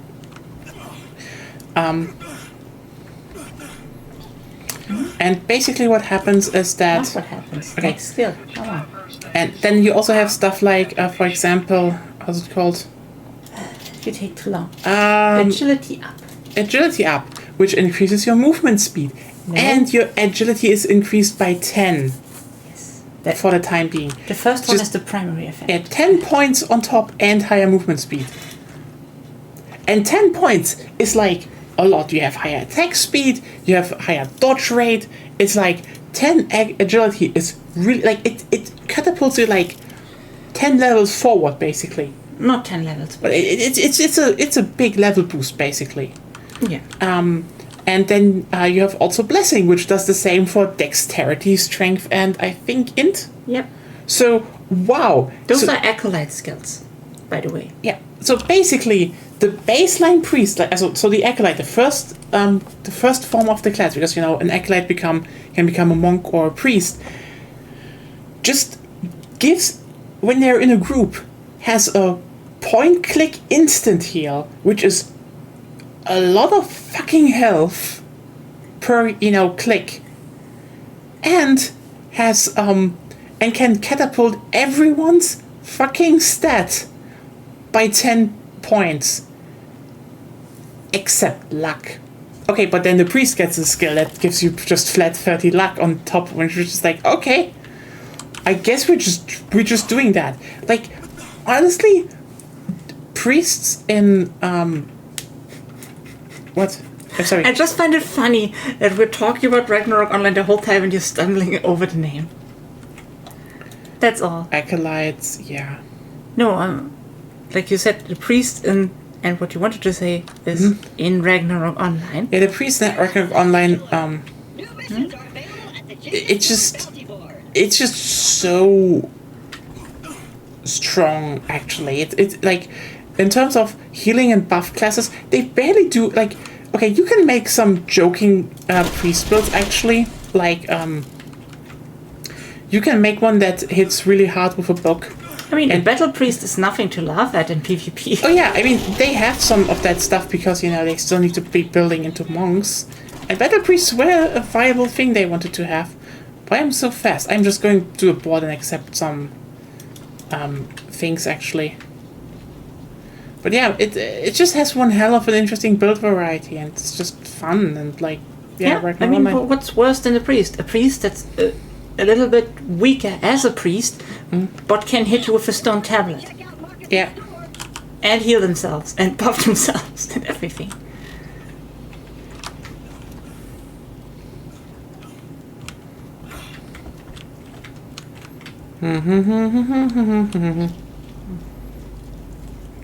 We are basically doing this just to get to level 50 so we can do General Nox. But yeah, it's just, it's actually kind of, it's just a very fascinating game. Now we're rambling about it again. Damn it. I think you were pretty concise, except for the part where you were like falling over your own words. Yeah. Which is fine. It happens.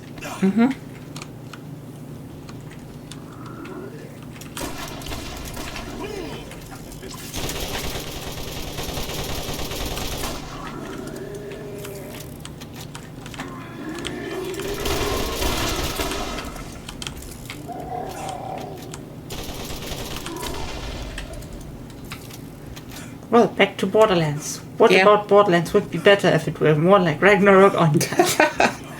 I mean, like, they could definitely, like, the irony is that I think that no one has, they have not really attempted to actually make an MMO out of it, or like a roguelike, or like a lot of other, just, there is so much potential in like a lot of spin-offs where I'm like, I'm not saying this unironically, like, Borderlands is a shockingly consistent series for any game series.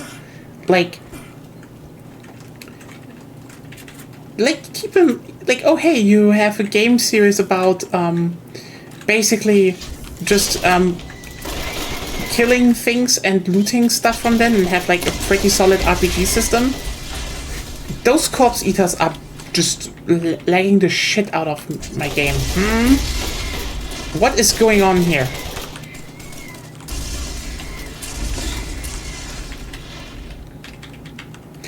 What in the horrible optimization?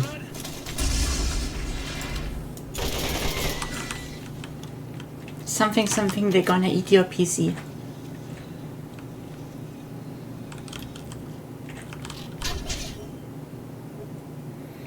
I guess. Generally hospital. Generally hospital. Yeah, that's funny. It's a pretty good one, yeah. But yeah.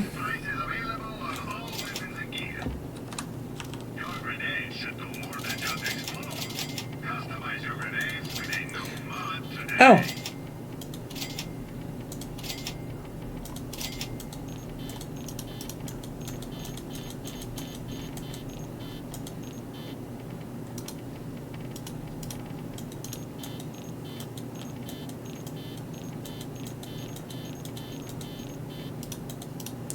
I need money. Oh, those are fucking expensive, I just realized. Yeah. I need like a lot. Look at this.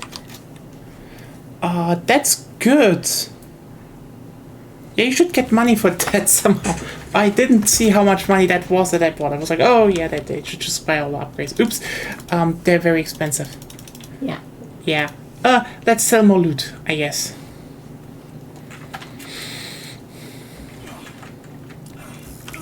Okay, you know what? This is the stuff where you look at and you're like, someone with in the art department just made the right scenery. True. It just works. You see that the graphics can't really... The technique of the time had problems with that scene, but they made it work. Yeah. But yeah, I am just very shocked how... Like... you'd actually think that, you know, considering how popular Borderlands 2 was, especially.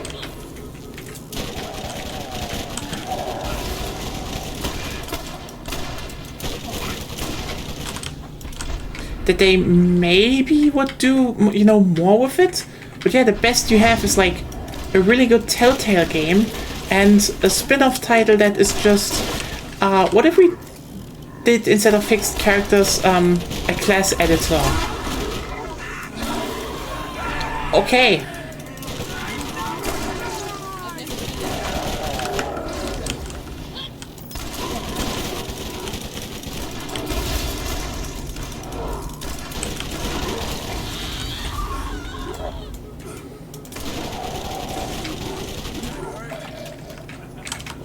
So many zombie brains. How many do we need? I don't know. For what even?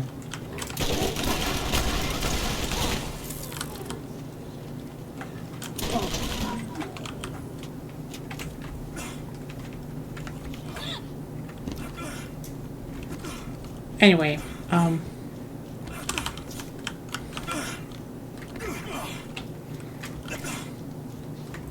yeah, that's what I was,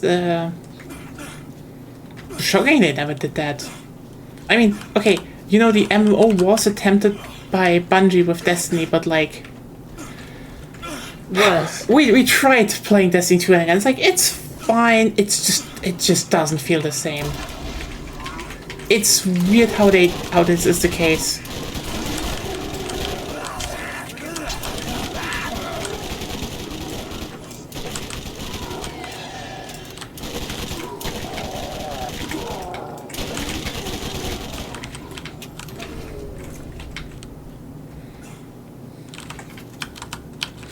Can I say that I think the way Bungie makes first-person shooters just doesn't fit the Borderlands formula. Like, don't get me wrong, Destiny does a lot of things right, but the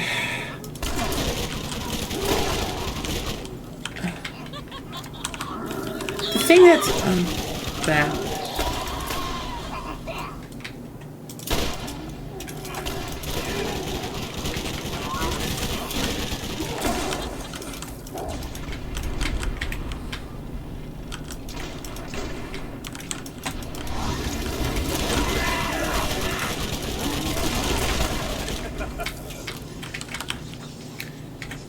Like, one of the things why I think Borderlands flows so well, I would say, is the fact that Borderlands is very much...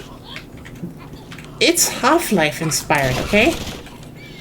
Like, you move relatively fast, you can do a lot of hip fire with weapons, and...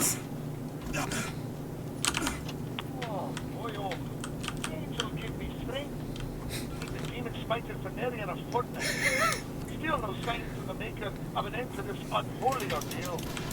As if things will pass coming back to life isn't even enough. I've learned of some new kind of abomination near the hospital on the hill. Here I have another crime against nature whose earth must be kicked. And it will be, for my name is Father Jackie O'Callahan. Wait, is that... Is that the... that is a reference to, like, a certain zombie movie. I just don't know anymore. Like, god damn it.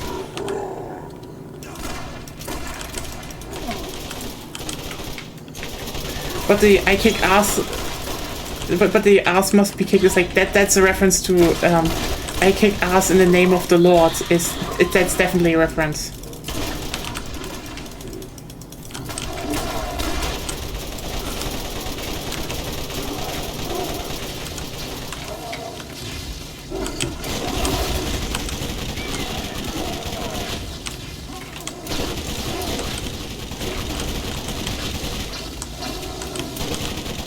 There we go.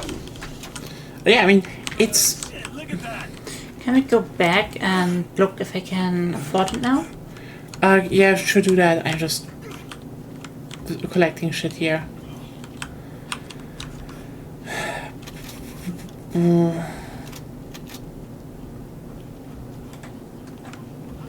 Because I would really like that mod. I get you. Yeah. Fire rate is awesome. Mm-hmm.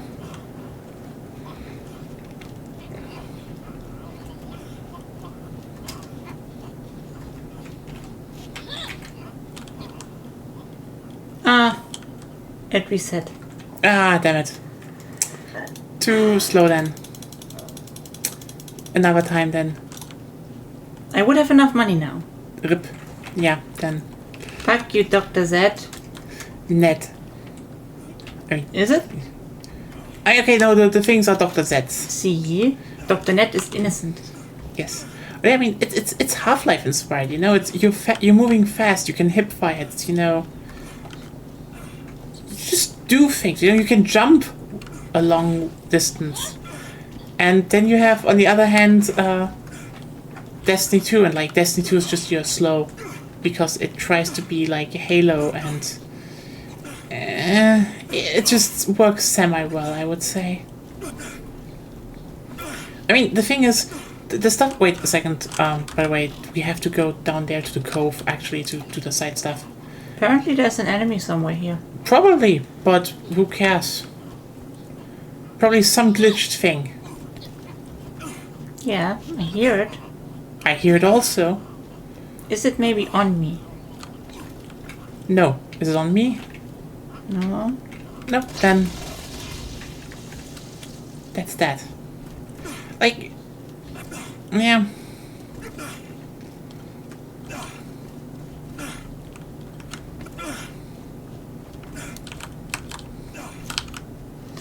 So, when do we save? I wanted to do the main mission still, and then we can save, but like... Is this the main mission? Yeah. No, this main mission is like right up in the hospital. We just need to go up there. I found strength in prayer, and with little whiskey I have remaining in my flask. The monster of the hospital. His arms proved to be harder to kick than the rest of this rabble. He nicked me in the neck. Well, starting to feel strange. Hopefully I'll last the night. At least it is a full moon to keep me company. We also have a werewolf problem. A wereskag problem? Is that a thing? Oh well. I think so. We have to do this one. But yeah, that's the other direction, by the way. it's up here. No. Okay, then mine is bugged. Something is just wrong there. Yeah.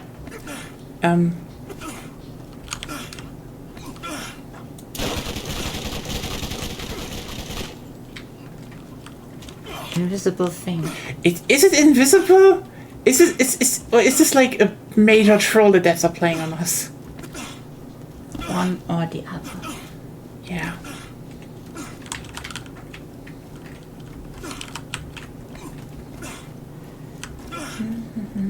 Ah, there we go. Oh. Oh yeah, we have wereskeks. That's awful.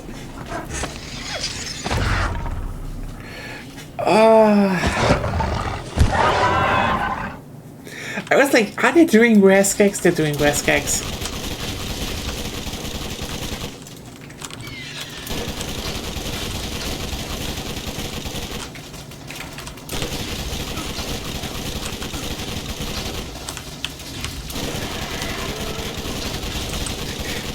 Oh wow, we have a second phase.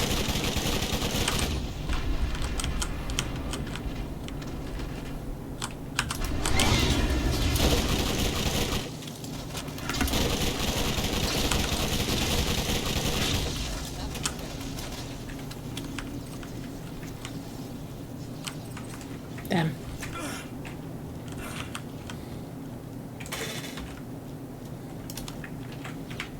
So.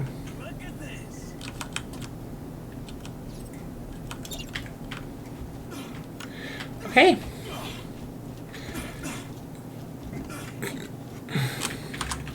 So both are being turned in at the main city. So. Oh, you found a chest? Mm-hmm. Oh well. There's a siren mod. I don't know if it's good, but there's let one. me check. No, but I will sell it. I am sad now. I am sad. I just want more SMG damage. I have 53% more SMG damage on my current mod, so good. Anyway. Oh yeah, right. There's a Mario Kart Direct tomorrow. It's just like 15 minutes long, and I'm like, can I say one thing? I'm just the more I saw of Mario Kart World, the more I'm like not impressed. I'm more interested in how much did Nintendo actually gather from, like, the internet response? I don't know. Like, here's the thing. I feel like what I kind of hate about current Nintendo discourse is when people are like, oh, they're still innovating. I'm like, here's the thing. Innovation is things that you generally think will, you know, bring a genre or something forward. Nintendo, right now, a lot of their games just, the more I see of them, feel just more gimmicky and shallow. Well, that is because they themselves said they don't make another title of something unless they have...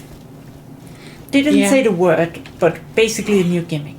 Yeah, they said a new idea, but it's basically at this point. You know what? I'd say back then I would definitely have said that Miyamoto like actually means this to a degree, as in, you know, you need a genuine new idea to actually make a game. But it really feels more gimmick now because, like, I think Mario Kart World just sits at the problem place of they had to do something different because, like, let's just be real here. Mario Kart 8 Deluxe was just kind of the best version of the classic Mario Kart games altogether. They could have just ported the thing. Oh yeah, they could have. Yeah, make a Nintendo and sell the final version again, and then make DLCs for that.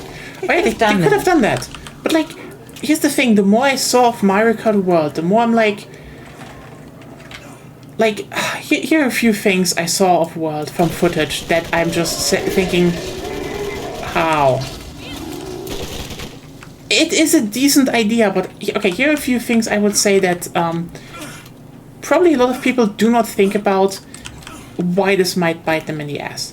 First of all, Mario Kart always, and I mean especially in 8, Mario Kart's strength was always in the fact that it was a game about maximizing drift and drift boosts and actually exploiting shortcuts. This was really strong in 8 actually, to the degree that bagging was like the dominant strategy of the whole game. Well, that's more like because the items were too strong. We have precious little time. Before you go up and help that lying mobile toaster, you'll want to hear this. Dr. Nate is not who you think he is. And he's about as trustworthy as my dog I put down for being untrustworthy. Whoa. Whoa. Oh, where'd that come from? Gotcha. Oh, boy. Hey, whoa. Just kidding around here. Carry her out. Feel free to forget everything I just... This is all true. But don't take my word for it. Look for yourself. Take the boat tied to the pier to the lab on the other side. You'll find a door in the town that will require a special knock. I love special knocks. Whoa! I'm possessed. The knock sounds like this. Now go and leave this robot for the skanks. A little sympathy here. I got weak knees.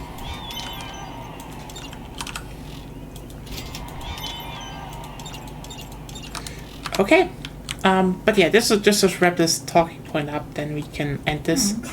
Shortcuts were in some shortcuts were in some maps so strong that you begged for special items. Yeah. I think they did some good work with the later updates. Oh yeah. As in, you know, there were a few more tracks where front running was good. So like the difference is front running means you try to be at the front and stay at the front. Bagging means you're at the back, you're collecting good items, and then in the last round you use, for example, golden mushrooms to just speed over Not shortcuts. necessarily at the last round, but when you have the good items. When you have the good items, you speed at the front, and you just snatch the win.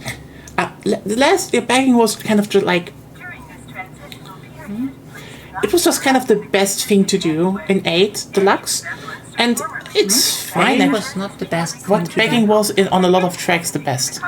Not a lot, no. But Yeah. like there was a good variety on that. There were times where it was patched. Yeah. Front running now seems to be the best thing you can do in World. And also, I think another big problem they have is just that the world is You empty. need to actually say why it's a problem. Basically, front running is very stale. Like if someone is at the front, like here's the thing, bagging is like, you know, you should have both things. Like some tracks where bagging is good, some tracks where bagging is not good. Front running on average is a thing where like how do you keep the front runner challenged? And so far in World it seems more like It's always items. It always was always- items. It will be items. Thus, it will feel unfair. yeah. And either front running will be so strong, quote unquote, that the actual people who can like drive will win a lot. Yeah. Then the other people who play more casually will get frustrated. I mean even when you play Or you have more items, and then even when you play casually, if it's a front-running game, it could just very well end up being that if the one who just gets in the front at the beginning just stays there, depending on how well you can defend it. Apparently, you can defend it pretty well in World. But okay, here are a few things where I just are they for real with that? So here's the thing: if you put on a cup in Mario Kart World, you start at the first how's it called, track. You drive 3 laps around it, and at the end of the 3 laps, it's like, hey, you won. A new lap starts. Suddenly the map becomes very linear because you have to drive to the next track. The drive to the next track takes up 2 laps. Meaning you arrive at the next track, drive exactly 1 lap around it, and then you do the same for the next 2 other tracks.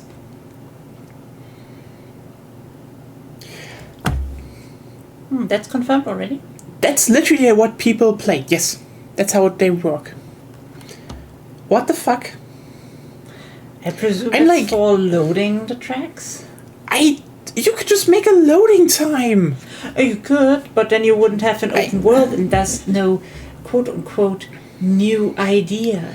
I mean, I know that they wanted to probably incorporate the idea that you can just drive through the track, and like that's, I guess, why. But like, you're just invalidating 3 of the 4 tracks in a cup.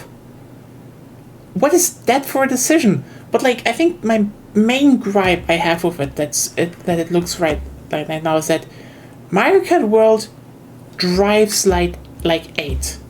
And here's a thing that I think a lot of people might be disagreeing with, but I'm like, the Mario Kart driving doesn't fit an open world game. here's the thing. Mario Kart is a very sticky type of game. Like, if you played 8 Deluxe, aside from, by the way, Double Dash, we get to that. Every single Mario Kart has a very sticky physics. You kind of stick to the track if you don't go over, like, jumps or anything. And not manufactured by the Jacobs Corporation for their elemental modifications. Need we remind ourselves of the company motto? If it ain't a Jacobs, I'd rather be dead. Please lead by example. Okay, that was a good announcement. Okay, the thing is, you stick to the track, and also you have a very, very strong drift that you can get boosts out of. This works really, really well if you have, well, tight courses with sometimes like 90-degree angles. Because it's all about drifting, having smaller rooms to maneuver, and, like, every track in Mario Kart that is a bit wider and doesn't have really, like, sharp turns or any kind of chicanes, it gets boring fast.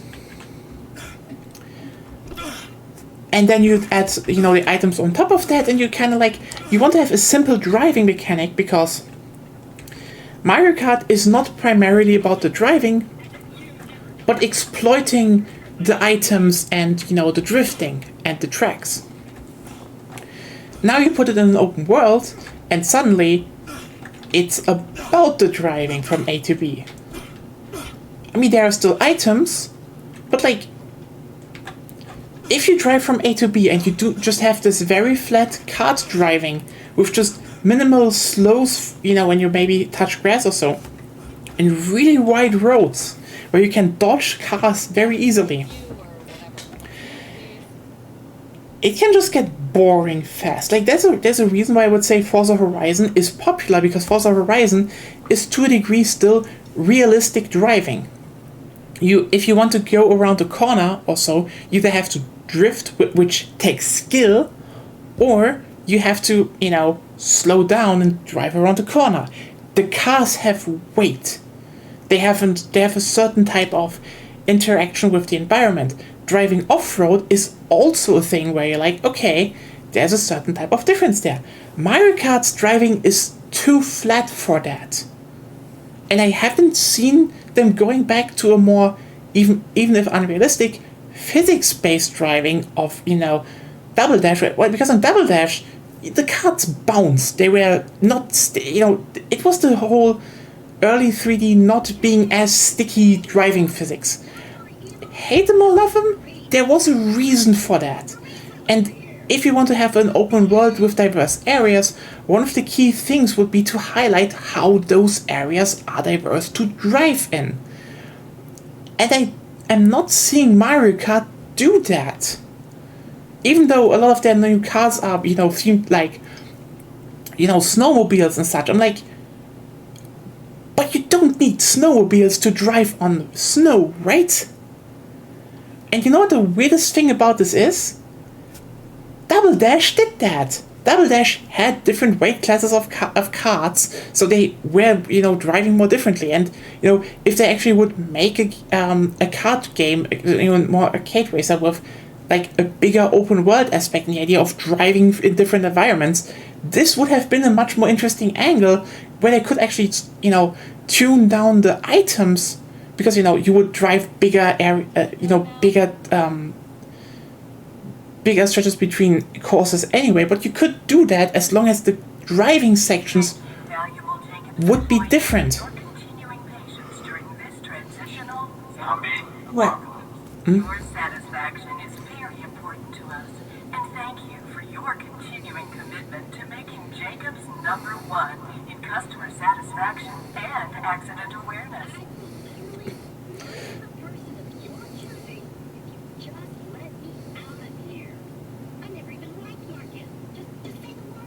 What do you want to say?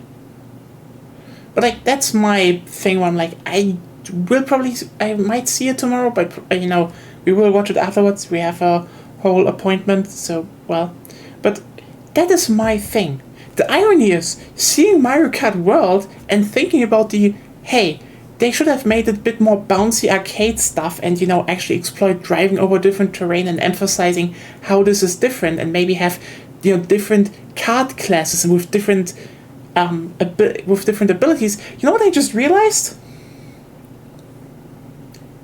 Sony is fucking sleeping on a MotorStorm open world game. Because they fucking have that. They have this whole thing built into their whole gameplay system. And they're not doing it. Anyway, this is my thing. Probably we'll talk more about Mario Kart on Friday.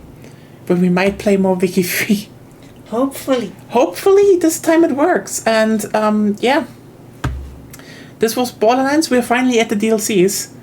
Hopefully we'll get this net done next time. And then we might be off to General Knox. See you then. And yeah, have a good night. Have a good rest of the week. Hope everything, despite all the, you know, apocalyptic bad news, stays relatively safe. And yeah, good night. Bye.